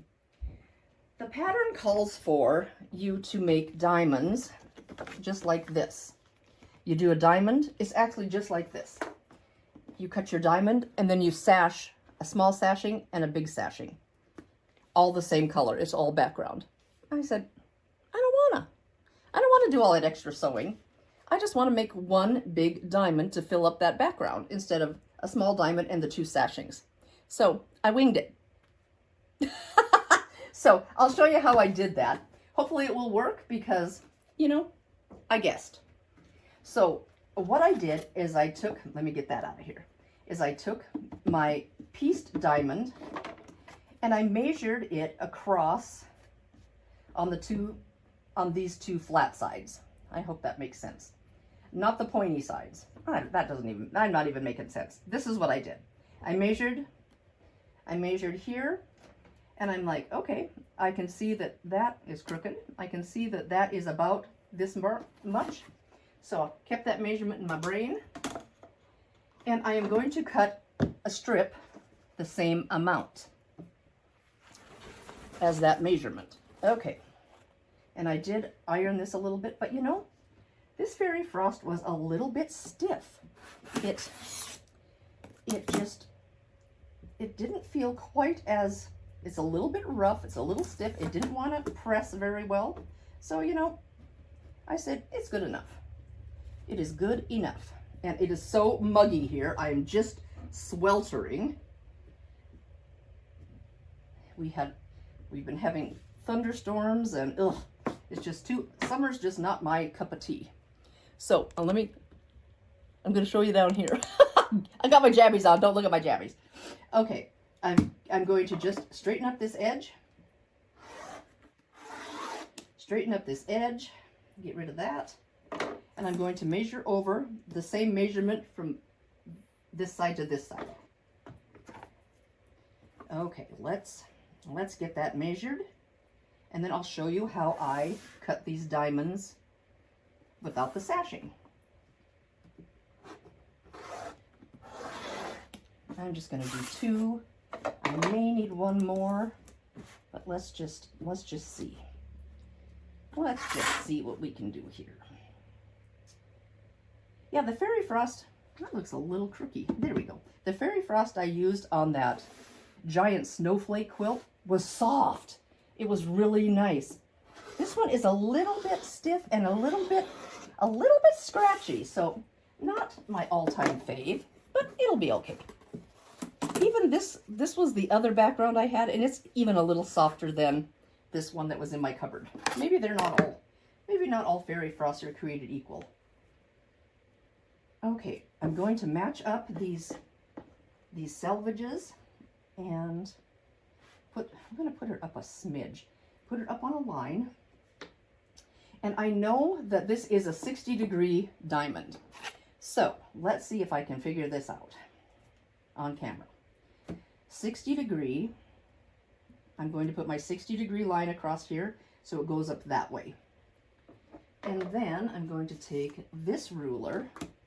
In fact, I'm going to scoot it way down so just maybe that very tip is on the selvage, because I can't quite get 4 across if I don't. So I have the 60-degree line lined up on the bottom of this strip. I'm butting this ruler up to that to get that angle, pulling that one away, and taking my big boy, because I can't cut left-handed. I wish I could cut both-handed. Whoops, I wiggled it. I wiggled it, of course. Let's just try it one more time. I need to get some sticky back on this ruler because it is pretty wiggly. Okay, that one looks good. That one's butted up to it.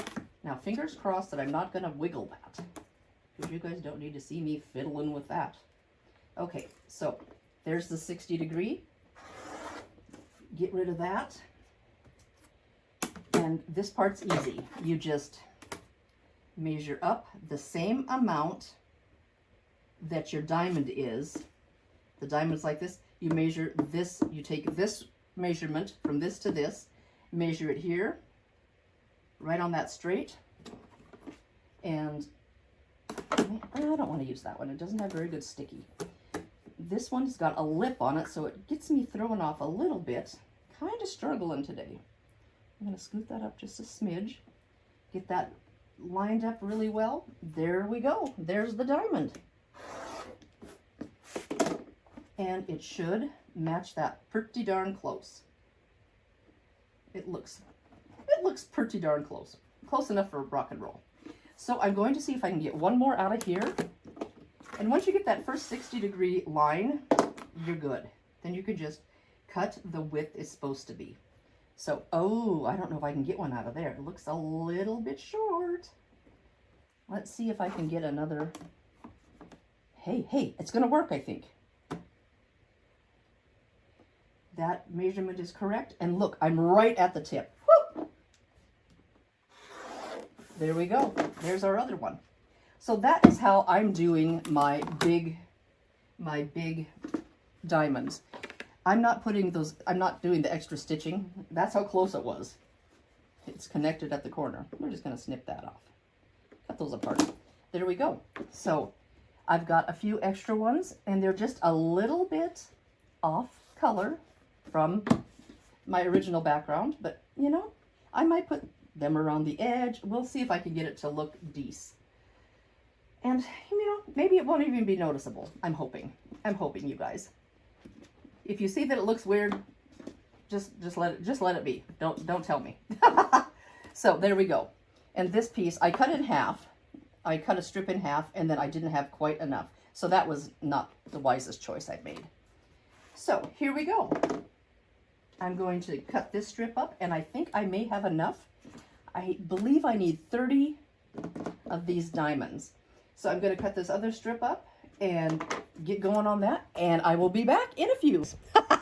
I am on row 4, and I think I've got everything laid out according to the pattern. I'm starting on the bottom and going up.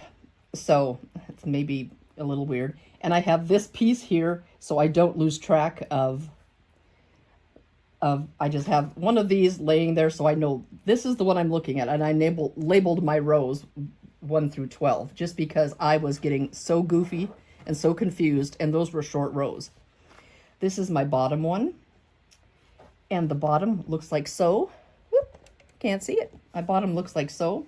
So this is the bottom, and we need to put one of these little sashings on it, and cat hair. Okay. And it doesn't have to cover the whole thing. It's going to be there for when we trim down. So let me get adjusted here and see if I can get this row ready to rock. Ray and I took Poe to the doctor yesterday. He got his feeding tube out. He is doing fantastic. He's running around like a crazy one because he doesn't have the donut. He had a donut on, like the cone, but it was a donut. The donut on, he had a collar that held his feeding tube.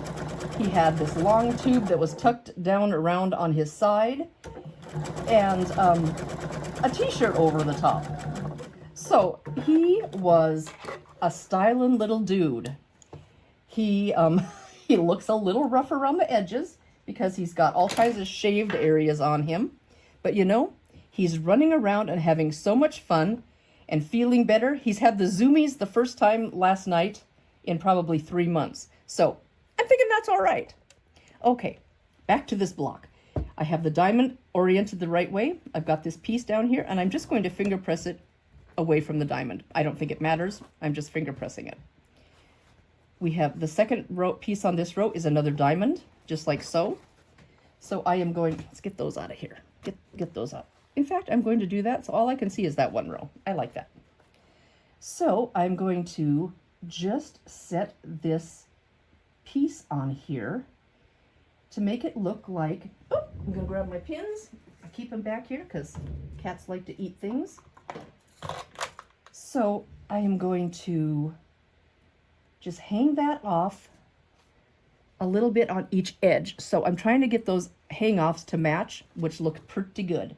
And I'm going to just do a couple pins because this is all bias, and I just don't want to do any tugging or stretching any more than I already have when cutting and ironing and all that good jazz. So I'm just going to put one on each end and one in the middle and see how that goes. Yes, I laid this out on my back bedroom bed, and wow, there was a lot of cat hair on it. All these have cat hair, and I'm like, oh boy, this is a cat hair house, let me tell you. Oops, I'm gonna back that up just a smidge. And I've got my needle in the down position to stop in the down position. Whoop, you guys probably can't see. stop in the down position, and you're just doing a regular good old 1/4 inch seam here. And I ran over that first pin, but that's all right. No harm, no foul. And let's do that. Ran over that pin too. I obviously can't multitask, talk and sew and pull pins. Okay, this one, the cat bed is over here. Let's just move the cat bed a little bit. Move the cat bed. I'm not very organized, you guys. I'm feeling a little flustered today. Okay, so I'm just going to press this down. I don't think it matters. Just kind of give that a little bit of a finger press. So there's our first 3 pieces, basically. We have this little sashing. When we cut this off, it hopefully will be perfect. Now we have one of the solid pieces. I'm calling this the solid piece, and then we have the background, and then we have star pieces. So I'm calling this the solid piece. I'm doing this the same exact way, where I'm going to try to center that up and have a little bit of hang off on each edge that's pretty darn close to equal. So let me just pop a couple pins in. And I got a little kink on this. Yeah, look at that. Little kink on that. Obviously, I had to unfold to cut that diamond and didn't iron it. Look at that. Fold is still ironed in there. You know, it'll turn out. It'll be fine. It will be fine. That's a good mantra. I'm trying not to sweat the small things because, you know, I get so nervous and so anxious about stuff that I'm just like, you know, let's not do that. Let's not go there. Okay. Here we go. I'm going to put this under the needle, and hopefully it won't suck that point down, but let's just see what we got. Nope. It's doing good.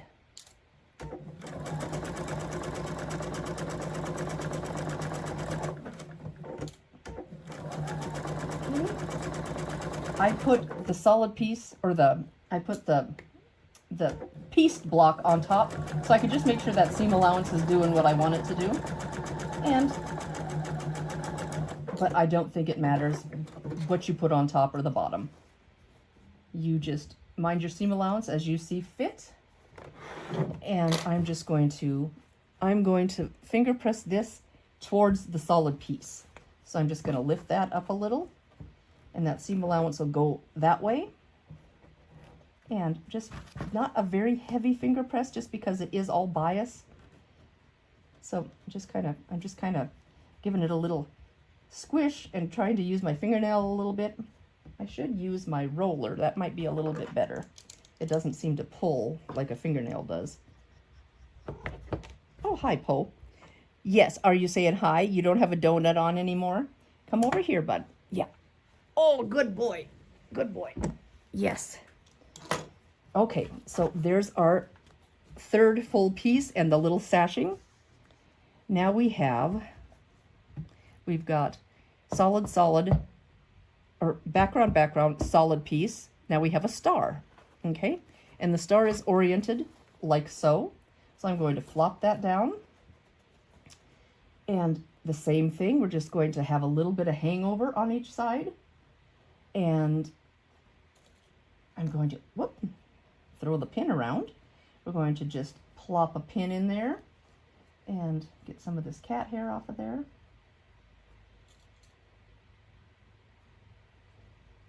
And then I want to put a pin on this back seam allowance, just so it stays the way I want it to go. Hopefully that makes sense. And I'm just going to put one more right here. It's probably overkill on the pins, but that's what I'm going to do. And I put the star on top so I can make sure that these seam allowances are laying how I want. And then this one back here, I've got pinned down. So hopefully that you can see what I'm trying to show you. And let's try this one.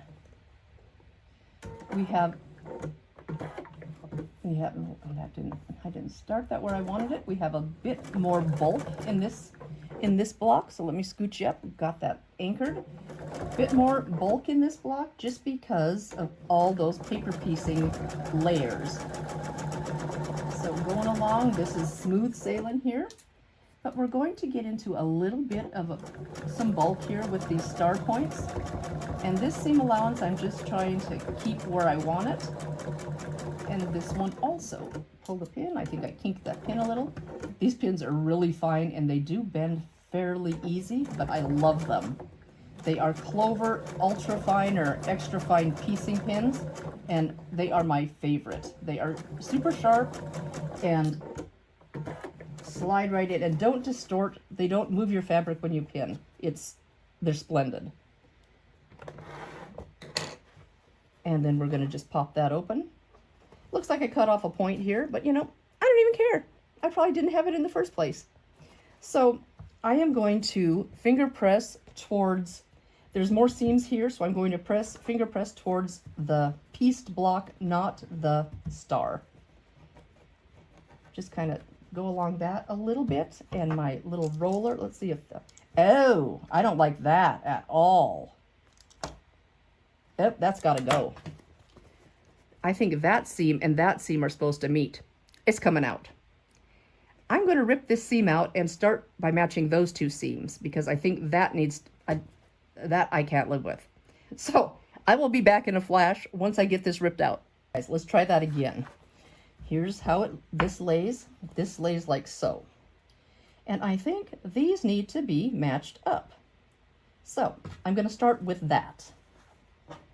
Is that correct? I'm going to start by putting those right sides together, and I am just going to pop a pin about 1/4 inch down through this, and there's a lot of bulk there, through that piece, and I'm going to put it about 1/4 inch down through that piece, and wiggle it around and stand that pin straight up, and I'm going to pin through all of this, and there is quite a bit. All those seams. Okay, now we're going to, well, looks like there's quite a bit hanging off that edge, but you know, that's how I'm going to do it. I'm doing it. Going to do a pin down here. I'm going to pin in the middle here. Excuse me. And I'm going to just lay that nice and smooth. And let's see if this works a smidge better. Scooch you up a little bit. Okay, let's see. Get this in the right orientation. Lay that all down. Okay, let's try this out. I didn't think there was a seam to match until I turned it over and I went, oh, I don't like that. I don't like it at all. Okay, let's just make sure. Here comes that bulky bad boy with all these seams. So I'm going to get as close as I can to the pin, and it wiggled a little. And let's just hope that that is, see, I told you it was bulky there. Just give it a, might need a hump jumper. And I'm going to pull that pin and make sure those are nice and straight, and use my pin kind of as a stiletto, because that bottom piece sometimes likes to wing out. So I'm just going to hold that there and just go slow. Let's see how that looks. Grind, grind, grind. Do I keep saying I need to get a different nipper? I do. It just kind of tears. Well, you guys, it's not perfect, but I'm calling it good. It's off by probably 1/8 of an inch, and I'm leaving it. I am going to leave it.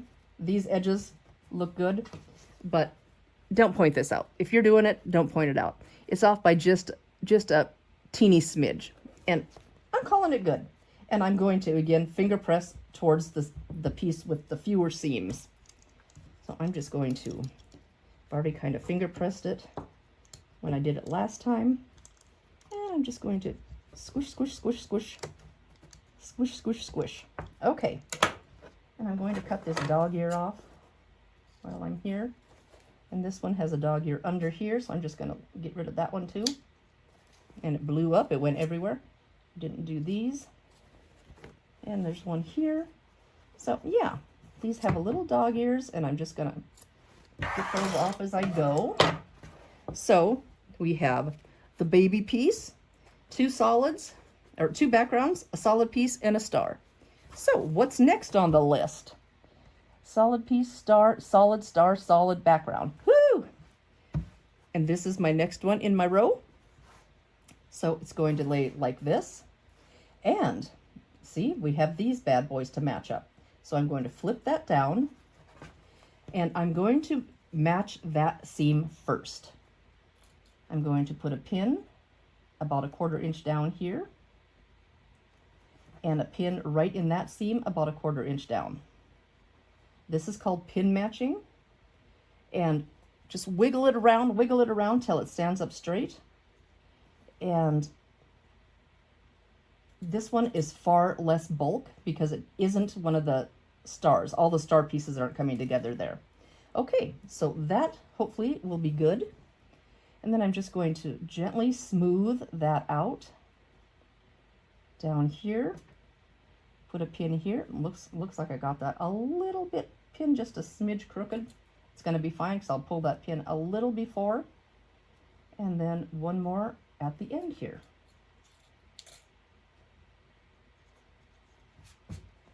Okay, guys, let's try this one. Let's see what we can get. I just want one row to work. Just one row. Okay, here we go. 1/4 inch seam. Let those feed dogs do their job and pull the fabric right through. That's really important on these bias edges, just because they're prone to stretching. So the more you handle them and manipulate them, the more wiggly they like to get. So I'm going to get this kind of close. Well, I went over the pin, but hey, that was pretty close, right onto the pin. And this one looks like it's staying pretty steady. There we go. Okay, guys, let's see how we did.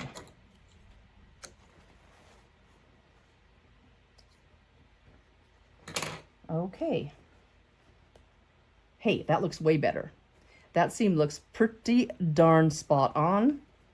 And these edges look pretty darn good. Yay!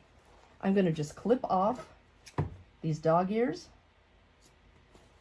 and clip off these bad boys as we go. And I'm going to lay this down again. And I don't think it really matters where you press because each has one seam. So I'm just going to press to this solid because it's a little darker. Just give it a little squish squish. And then I'm going to run my roller over it, just because that doesn't seem to stretch very much. It just flattens, which is this wheel rolls so easy that it doesn't drag. So there we go. Hey, we're getting somewhere, you guys. Look at that. Okay, the next piece, I have star, solid. The next one is this star. Here we go, another star.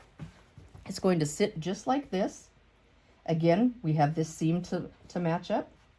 So I'm going to do the exact same thing. There's a little piece of paper there. Going to do the exact same thing. Put this, and this has a bunch of joins where all these pieces come together. So that is where I'm putting the pin. That looks about 1/4 inch to me. And straighten that side up a little. Kind of wiggle that around so it stands up, so it's nice and straight. Try not to poke yourself like I just did. And there we go. Pull that pin, and I'm just going to get this one at the end. Looks pretty good. And I'm going to just smooth this out and just gently lay that on top of the other one, and try not to pull. There we go. Okay, guys, I might get this big old row done. We're going to scooch you up a couple more times probably, just so we can get this one long row done and see how it looks. Okay, here we go. Do your careful 1/4 inch and try to pull your pins if you can. Don't do like I do and get to talking and sewing and then you're like, oh, missed it. This seam allowance is the middle of the star, which I pressed open. So I'm just going to mind that seam and just kind of watch that. And again, I did put the star on top because it did have the most seams. So I just wanted to be sure that those were all laying the way I wanted them to. Okay. There we go. Clip, clip. And I'm going to take a look-see at this. Hey, I think they're getting better. That looks pretty good. It's pretty darn straight. These look pretty even on the sides. I'm going to trim off these dog ears. Yay, you guys! I'm a little late with this one because this is June's project and it is 4th of July. So, you know, it's coming. It's coming.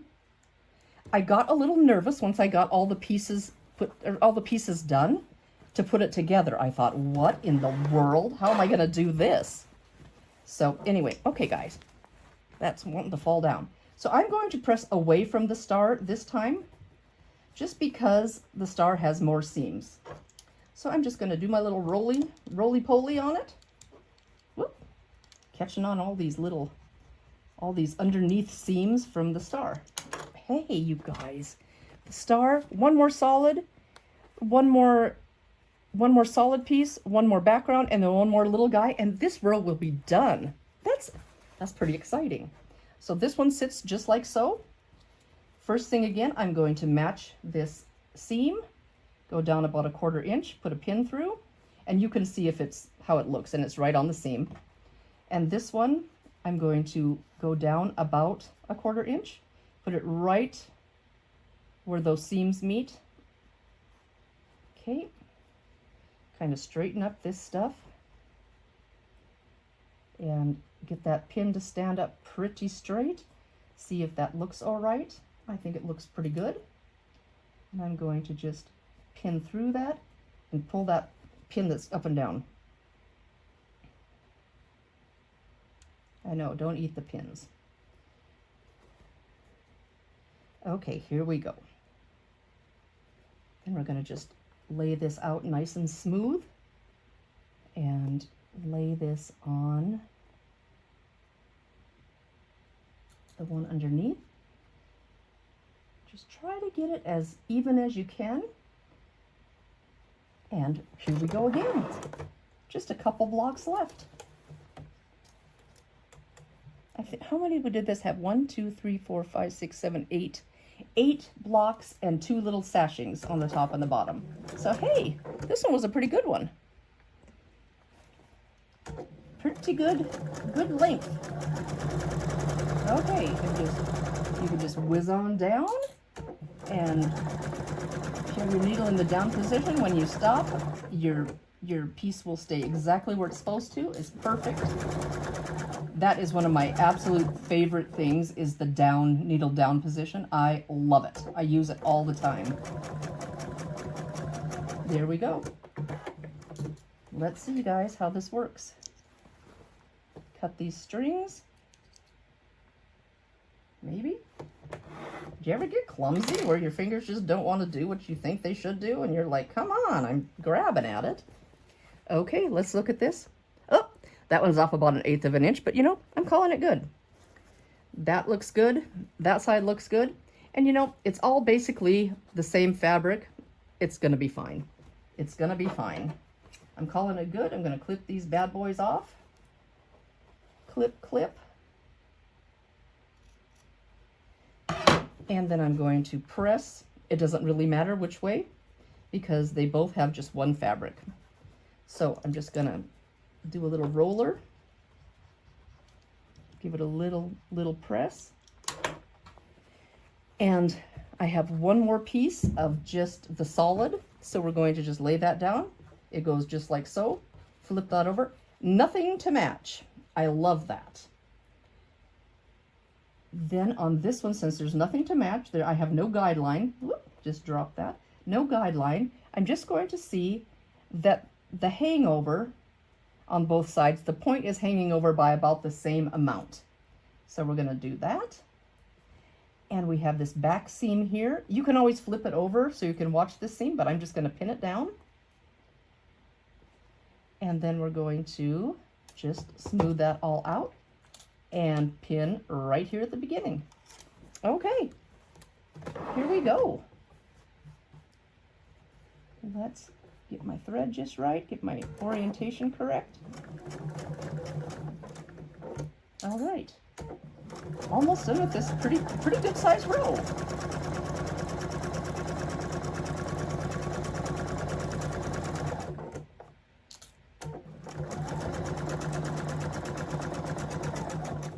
Okay, I'm going to just slide that bottom over with the pin because, like I said, sometimes that bottom wants to kind of wing out. So kind of try to hold it steady all the way to the end. Sometimes you're getting so close to the end you just want to whiz off, but try to keep your good 1/4 inch seam. See, now maybe if we would have pieced those blocks instead of just doing the big one, pieced those, it would have kept us a little more true, but I'm calling it good. I didn't want to do the same color on the same color, and I just didn't. So I got kind of lazy. So that is what I'm doing. We're just going to call it good. And I'm going to finger press this way, but I'm going to put this other piece on first. You don't have to watch me finger press that again. And now this one finger presses, or not finger presses, this one goes like so. It's at this end, so I'm just going to lay it on there. Does it go this way? No, there's not an extra one of these. Goody. That was just the sashing that was supposed to be on there. So I'm just going to finger press this gently to the diamond because there's no seams in it. So there we go, you guys. Here's the one piece. Row number 4. Yay! Okay, I'm going to take my little number 4 and one of my wonder clips and clip that on so I know where I'm at. Number 4. Okay, guys, I have both halves of the atomic starburst put together, and they are goofy looking. Okay, let's see, this must be the middle. This is row 1, I think. Row 1, and it goes this way. So they are kind of crazy to put together. So here's half of it, and I did 6 rows and 6 rows. So hopefully you can see, and it's all jiggy-jaggy on the bottom. So we have some cutting to do. And here's the second half. This is row 7 through 12. And it just doesn't seem like it's gonna go together right. When I had to look at the pattern and keep looking at the layout, because, you know, it just seemed kind of crazy. But I've got it all kind of pressed. I pressed the main seams open between these. So I did my darndest to try to get this pressed. And the fairy frost doesn't want to press very well. So this is as good as it can get. So I'm going to put these 2 halves together, and I'll take you along on that little journey and show you how I pin. But we're getting to the end of it. I love it. Then we're just gonna have to trim it up, and voila! So I'll be back with the machine. Okay, let me just find, this is row 7. So it's going to go this way, this way, this way. And row 1 is on this side. Okay, guys, I've just got my little clip that says 1, so I know that this short little dude is row 1. So let me get the 2 long sides together, and they are fairly long. And always consult your pattern, because I laid it down sideways. I numbered my rows, and each row had, oh, I've got a bunch of cat hair. Imagine that on this. Must have drug on the floor. They're really long, the middle few. I numbered all my rows. They lettered them, which is fine. But I numbered, and then I would cover this up because it got confusing, and then I'd cover this one up and have 2 and 3 showing to see exactly where to match. And yeah, it got a little bit hairy. So I'm going to stick that up there just so I can see. And row 6 is right here. And I just want to move my scissors. Let's just see row 6 sideways, and it hooks to row 7 right there. So that solid goes to the second solid. Okay, we're going to try it. The long row here.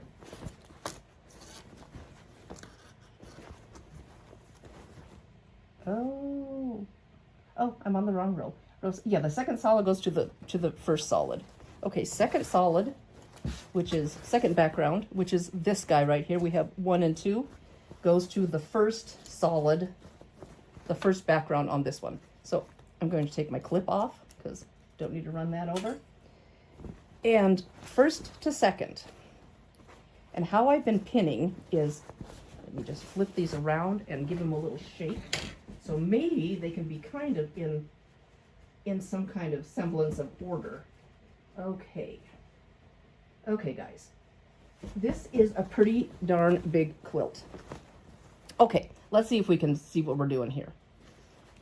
1, 2. So second background block goes to the first background block on row 7. Okay. I'm gonna grab my pins, and I've pinned the heck out of it, let me tell you. So I'm starting with the first seam down here where the blocks meet. So I'm going to do a pin matching about 1/4 inch down. Hopefully you can see what I'm doing here. Pin match right there. And I'm going to about 1/4 inch down, and then about 1/4 inch down on this one. And I'm just going to squish those together, get that pin to stand up. Straight. Oh, hi, Poe. Are you saying hi? Poe is doing so much better. He got his feeding tube out on July 3rd. And maybe I already told you this. I don't even know how many videos I've done since he's been out, the tube's been out, but he is back to dang near himself. He has energy. He's running and jumping and playing, and he's just doing so well. I'm so glad. He's kind of been a little pest. I think he was so excited to get all that gear off of him that, you know, be a pest, little man, because he's feeling better. Okay, this just hangs off into the ozone here. It just hangs off. So I just pin it till it's nice and straight, pin it nice and smooth. Then I move to the next one and go down to the seam here and this seam. And perhaps if you would have seamed the sashing or sashed the background, you might have had a few more points to match, but I didn't, so I'm winging it. I just didn't want to do that extra seam, all those extra seams.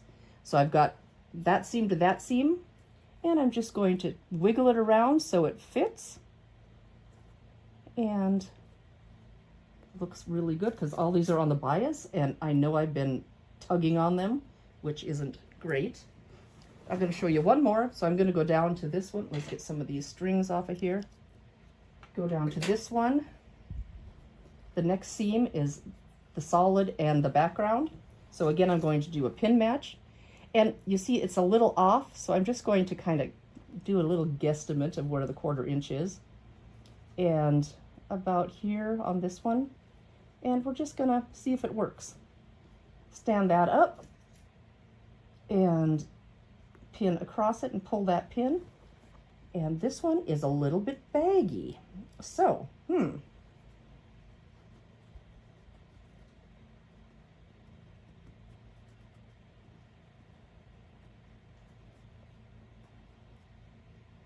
I don't like that. Let me give that a little shake, a little shimmy shake, and see what I can do here, because this must be off. Okay. I'm going to just pin there. I'm going to pin there and see if we get a little better result.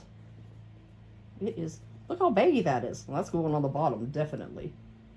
And maybe I didn't get it matched very good.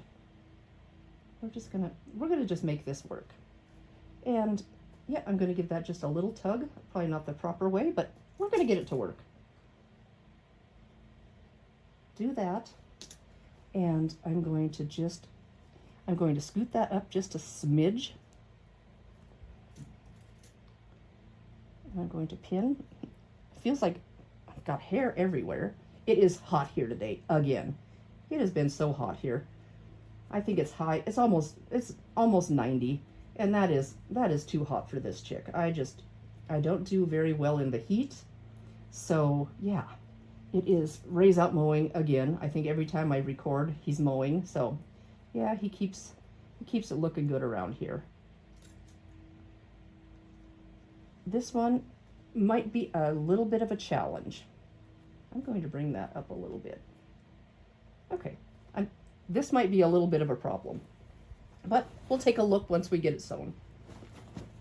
I am going to pin all the way down to the end, and there might be a weird end here that I'll show you when I get there. So I'll be back in a minute doing the last little piece here. And again, I did pin match every single seam, but this last one is a little funky because it's just got this nublet on it. So I'm going to just stick that there, stand up that pin so it's nice and straight, and do that. Pin here, and then one more right here, just so it doesn't stretch too much. And then we have this little edge here, which is kind of weird, but I just kind of smooth it out. I'm going to try to lay it down here. The kitty's in the way, of course. So I'm just going to smooth it out, and I don't know if you can see, but I'm just going to smooth that out, and hopefully that lays how it's supposed to. And I'm just going to pin that at the end and call it good. So that is how I just end that, and it'll just get cut off. So see, this one was the same way, just this little nub that I sewed past. So there we go. One more seam, and this quilt top will be all together. Guys, there is a lot of quilt going on here. And I've kind of got it piled up, kind of just going to give it a little bit of a shimmy shake and see if Poe's been laying on it. So we've got black cat hair on the white fabric. It's fine. I have a cat hair house. I'm just going to back that up a little bit. Oh, I didn't do very good. That's all right. And try to pull these pins, which I haven't been doing a great job at, just because I'm keeping an eye on this thing, and it is a long ways across this. And I've never done a diamond on point. It just was so goofy to me. So hopefully this is right, because I don't know if I'll do this quilt again. It was kind of a challenge, from the paper piecing to I ran out of the back to, I ran out of the background. It just, and I don't know, maybe it's just me. I just have been seeming to struggle a little bit lately, but you know, it's gonna keep somebody warm. I'm hitting the camera. Sorry about that, guys. Just keep on going. I think this seam coming up is that questionable seam that, maybe it's down here. Anyway, it looks like I have pinned it, so I've got a little bit of the background up. So I'm just going to follow the line of the colored block. I don't know if you can tell what I'm doing here. Instead of following that background fabric that I have pulled up a little bit. And let's just see if that's going to work. Get some of those strings out of the way.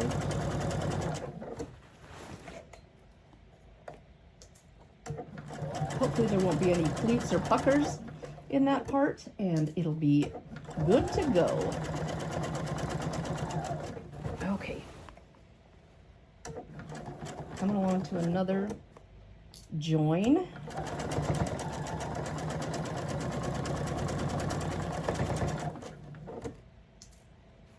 This, I'm just going to do a little wiggle to get those fabrics pretty darn close.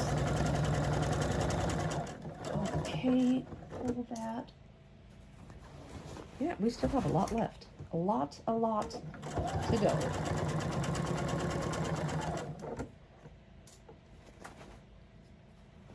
Okay, let's just look at this one, see how it's going. Looks like it's going okay.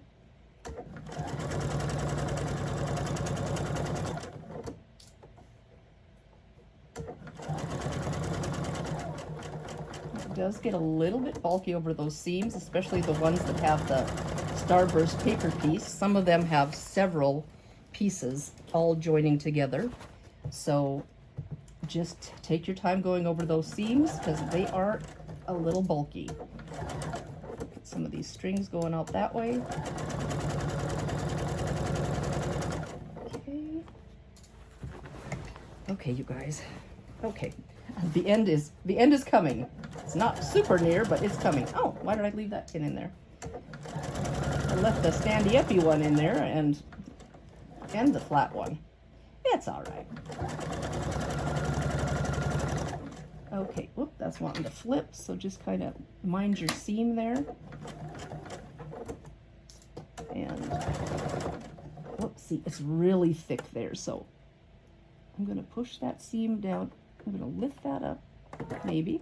Lift up the presser foot and give it a little bit of a tug just to get that through.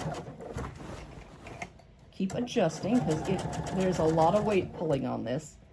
So just keep adjusting and moving, shifting things as you need to.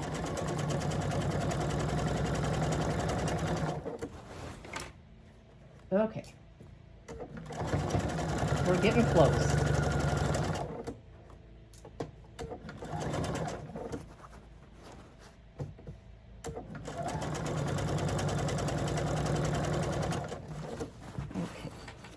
Bring that back end, pull the bottom part up so it stays nice and smooth.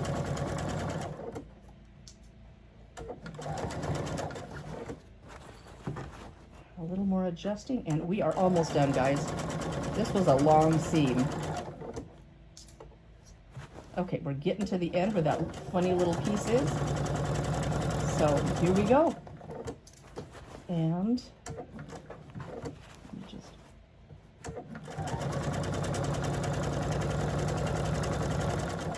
I'm just using the edge of my fabric on the diamond piece to finish this edge off.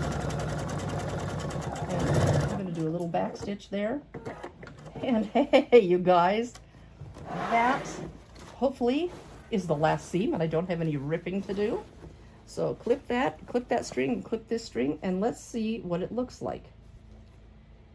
I have had to do a little picking and looking at seams, so let's just unfold this a little and see what this seam looks like. That one's a little off, and I'm going to call it fine. That's perfect. This one, that's really, really good. This one, it's off a little bit, but it's going to be fine. That is almost spot on. That is almost spot on. It's off just a smidge, but when you press, that's why I'm pressing, whoops, I'm pressing that seam open. So maybe it'll lay a little bit better and that point will be a little more intact. That one looks good. And that one looks pretty good. And I'm kind of bummed because, don't point out your boo-boos, I didn't have enough background fabric, so I've got this whiter fairy frost all around the edges because I didn't know how else to distribute it through. So all the solid diamonds are, all the solid background diamonds, I should say, are the lighter fairy frost because I wasn't going to do all these paper pieces over again. I just couldn't do it. So these are, I thought they were white, and they look white unless you're next to this one. So it's a little bit creamier color than this. So I thought, how am I going to distribute the whiter? Because I ran out of this color, which I must have calculated wrong. And I swear I bought exactly what the pattern told me, but you know, it's okay. Things happen. So we make do. So there we go, you guys. I've got this whole bad boy done. I'm probably going to go around the edge. I'm probably going to go iron that seam open. And I'm probably going to draw where I need to cut all the way around with a friction pen. You know, a 1/4 inch away or however that's going to go from these points. And I'm going to draw with my friction pen and my long ruler. And then I'm going to sew about 1/8 of an inch from that line towards the inside of the quilt. And that's going to be my victory lap, because so many people they call it a victory lap, which I think is hilarious. So many people sew around the edge of the quilt before they quilt it, before they do the sandwich. And it is really hard for me. I always get a bump or a pucker, or I fall off the edge because you're doing just a little tiny 1/8 of an inch seam. So I'm going to try to do that to stay stitch these wavy bias edges. So I'm going to just draw a line where I need to trim off these pieces, and I'm going to try to stitch 1/8 of an inch. And if it's bigger than that, and you see it when I sandwich the quilt or I'm just going to pull those. Maybe I'll do a little bigger stitch, not quite a basting stitch, but a little bigger stitch, just so this doesn't want to wiggle. So that's what I think I'm going to do. Then I'm going to trim it all up, and you'll get to see the reveal. So thank you guys. I know that was a long seam, but we have 2 halves into a whole. Hi everybody. I am just ironing the last seam from the two halves I put together. So I'm opening that main seam up.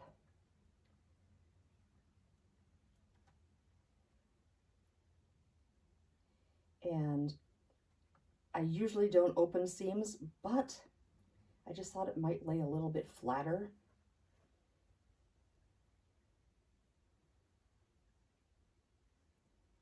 And I'm not very good at it. I'm clumsy, stumbly fingers. And on the actual paper piece block, I have that going opposite of the block. I've just snipped the seam, which probably isn't the right thing to do, but that's what I did. And I've got that going the other direction, away from it. And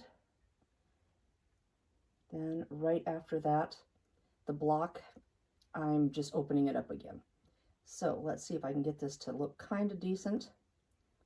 It's going to be inside. It'll be fine. So let's just, do you guys ever, I put this on the floor just to get a look at it. And then I picked it up and wow, I didn't realize my floor was full of fuzz. I've got fuzz everywhere on this. Fuzz and hairs and cat hairs and my hairs. But, you know, I'll fluff it up in the dryer. That'll take care of some of that. Okay, do you guys press your seams open one to one side? How do you guys do it? I'm not very good at doing this open seams. And then I can't nest, and you know, I like one side or the other better than pressing open. So that's what I usually do, except I thought in this case, now where was I? Here. In this case, I thought maybe I should press them open on this just because I had some bulk to distribute. And I thought it might just lay a little nicer. So yeah, scooch it down a little bit, not to my feet, just here.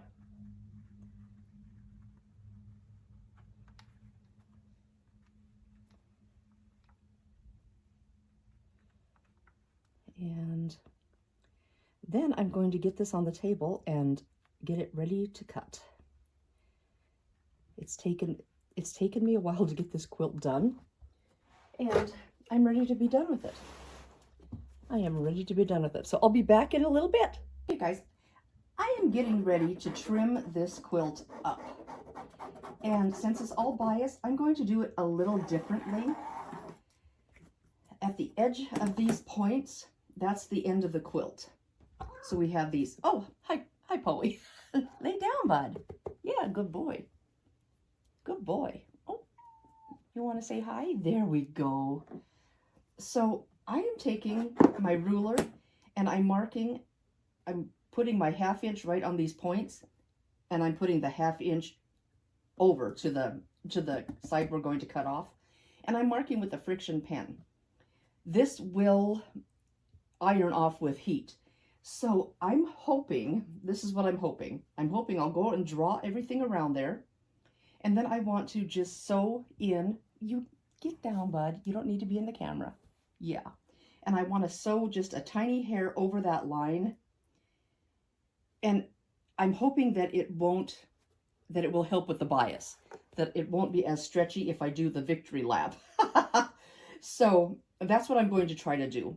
It looks like I have a little over 1/4 on the side here. So it's going to be a 1/2 inch on the bottom and probably on the top where I had a little more room to work with. And I'm going to mark that and see how that looks. And then sew my victory lap. And then I'm going to trim on this line. So that is what I'm going to try to do, because I'm nervous about all those bias edges. So I don't want the edge of my quilt all wonkadoodle. So I'm going to keep marking, and I have Poe up here now, so we're just going to drag him along. What do you think, buddy? What do you think, buddy? So I'm going to line up my line here on the 1/2 inch, and let's just wiggle that around a little bit, get on the 1/2 inch, or pretty darn close. And then I'm just going to mark this, and little light there. I'm just gonna reinforce that line a little bit because it is pretty light. There we go. And we're gonna scoot you a little more, Poey. Oh, your fault. Oh, there goes a ruler. Get down, bud. Yeah, that'd be good.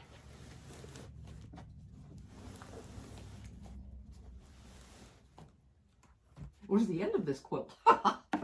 Okay, line this back up. Line that back up. 1/2 inch. And, well, that's not very good. 1/2 inch. And this looks a little wonky. So, must have a little bubble in it. So, we're just going to keep marking. Keep marking. Yeah, I can see that. Okay, and there's the end, thank goodness. And let's see what we got here. Okay, there. Okay, I think that will take care of the one side. So there we go. I'm going to mark all 4 sides, and then I'm going to lay it out to make sure it looks like it's not askew, because it's really hard to tell. So that was, I don't know if that was the bottom or a side, but now I'm going to flip this around. I think that was the bottom. Yeah, that was the bottom. Flip this around, and I'm going to see, let's put this down here. Going to see where, yeah, it's about 1/4 inch on this. We're only going to get 1/4 inch on the side, but that's all right. And line that up, line that up, line that up. That looks about right. And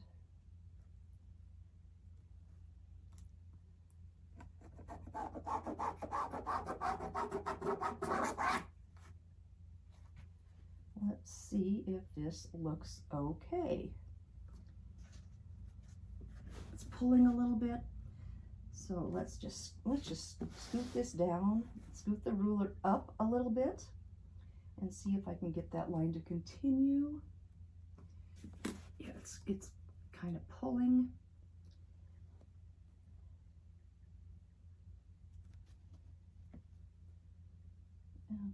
Okay.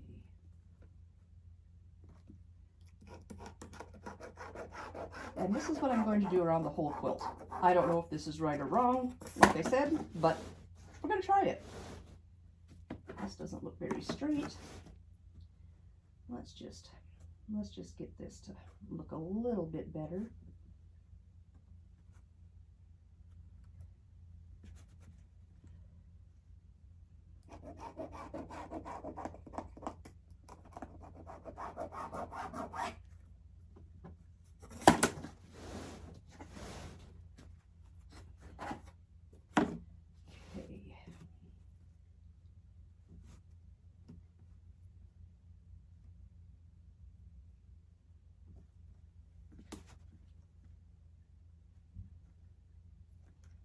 Okay.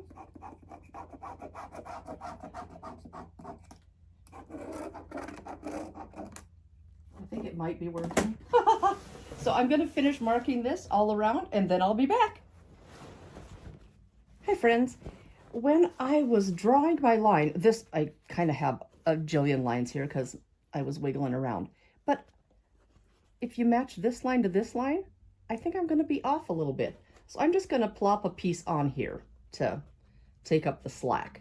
So we're just going to call that one good, and it'll be cut off with the all the when the quilt's trimmed up. Don't know what I'm saying. Okay, let's just get this piece on here, and then I am going to finger press that. And I'm going to do the victory lap because this is my June quilt and it's almost August. So, sorry guys, I just could not get it done. And then I did work on my July quilt quite a bit. I'm almost done with that one. So, I should have just concentrated on this one, but it was getting kind of hairy and I just... Do you ever get to that point sometimes in a quilt where you're just like, okay, I'm done. And I didn't really know what to do with this, with all these bias edges. I never trimmed up a quilt that was like this, quite like this. So I'm just going to finger press that, and I am going to call it good. Now I think I'm going to lengthen my stitch a little bit. Okay, now I'm just going to start. It's pretty big. It's pretty big. I am just going to start here where I ended, and I'm just going to say we're going to do it, start about here. You know, where do I want to, I need to sew inside that. Let's just scoot my needle over it a little bit more. Okay, I'm going to just start here, and I'm just sewing right inside that friction line or friction pin line, and just gonna buzz on down and hope that it all works out, because I'm kind of nervous for all these bias edges. I'm a little bit nervy. So I am just going to zip on down.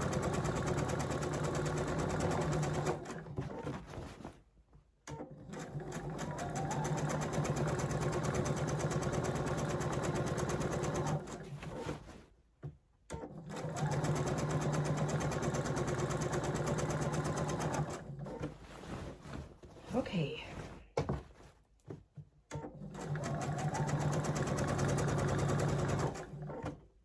see what that looks like. That lays like that.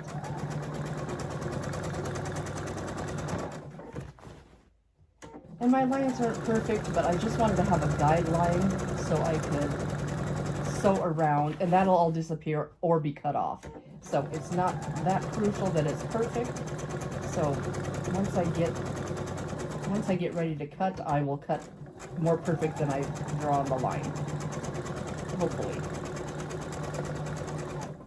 So I'm just going to get down to the end of this, and then I'll turn, and I will catch you guys in a minute.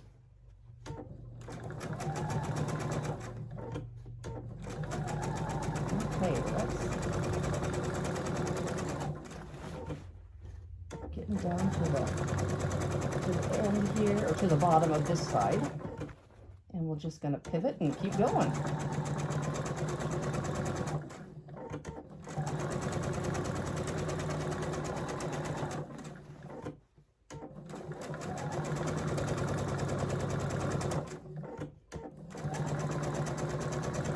like about here. And this does not have to be perfect, guys. This is just to hold everything in place. And there we go. Turn the corner and just keep on going. So I will catch you in a few minutes. As you can see, I have the Atomic Starburst quilt top done behind me. I did start to try to quilt it. I had the backing, I had the batting, and it was not working for me. I had puckers and all kinds of stuff going on. So I just pinned around the edges because we've got a little bit of these points. So the bottom doesn't look great, but I didn't get it done, but I wanted to get this video out because this is June's quilt. So I finally got the top done. Anyway, let me scoot this up a little bit so you can see the top. It was a challenge, but I did like it. And I'm so glad I picked these Shiny Objects, or Shiny, I think it was called Shiny Objects fabric by Flaurie Finch. They were so fun. And I used a layer cake, and I got the Starbursts out of the same layer cake, which was really fun. These are just solid blocks and then paper piece blocks. And I did make my background diamonds the same size. All of these, oh, I've got it upside down. You know, it's gonna be fine. All the birds are flying upside down. These sashing strips actually go on the top, so just pretend it's the right side up. The background blocks were this size diamond with sashings on them, or sashes on them, and I just did them for to the full size. And like I said, I ran into a couple of issues. I ran out of my background here, and I thought I had extra background, which I did, but it was a little brighter white, so I just did it on the solid pieces going around the edge. I didn't know what to do. So possibly because I did these diamonds bigger, I ran out of fabric. So just keep that in mind if you're wanting to go with just the bigger diamond.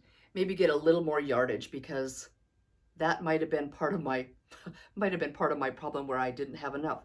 I had a lot of scraps, but none big enough for a full diamond. So just the cutoffs, I had quite a bit. So anyway, this is my project. I've been wanting to do it forever. I probably will not do it again. I did see a really cool tree skirt with this pattern, and I will maybe keep that in the back of my mind. You took, I think, three of these diamonds to make this tree skirt, and it looked really cool. So Atomic Starburst tree skirt, you might want to check that out. And I do believe it is by Violet Craft, and she does have a lot of fabric lines and things like that, so really fun. It was fun, gave me some paper piecing time, and I tweaked the pattern a little bit just to make it my own, and you know, pretty fun. And I'm happy with it. I think it turned out fun. And the glittery background, and all these fabrics have a little bit of a silver shimmer in them. So I really like that.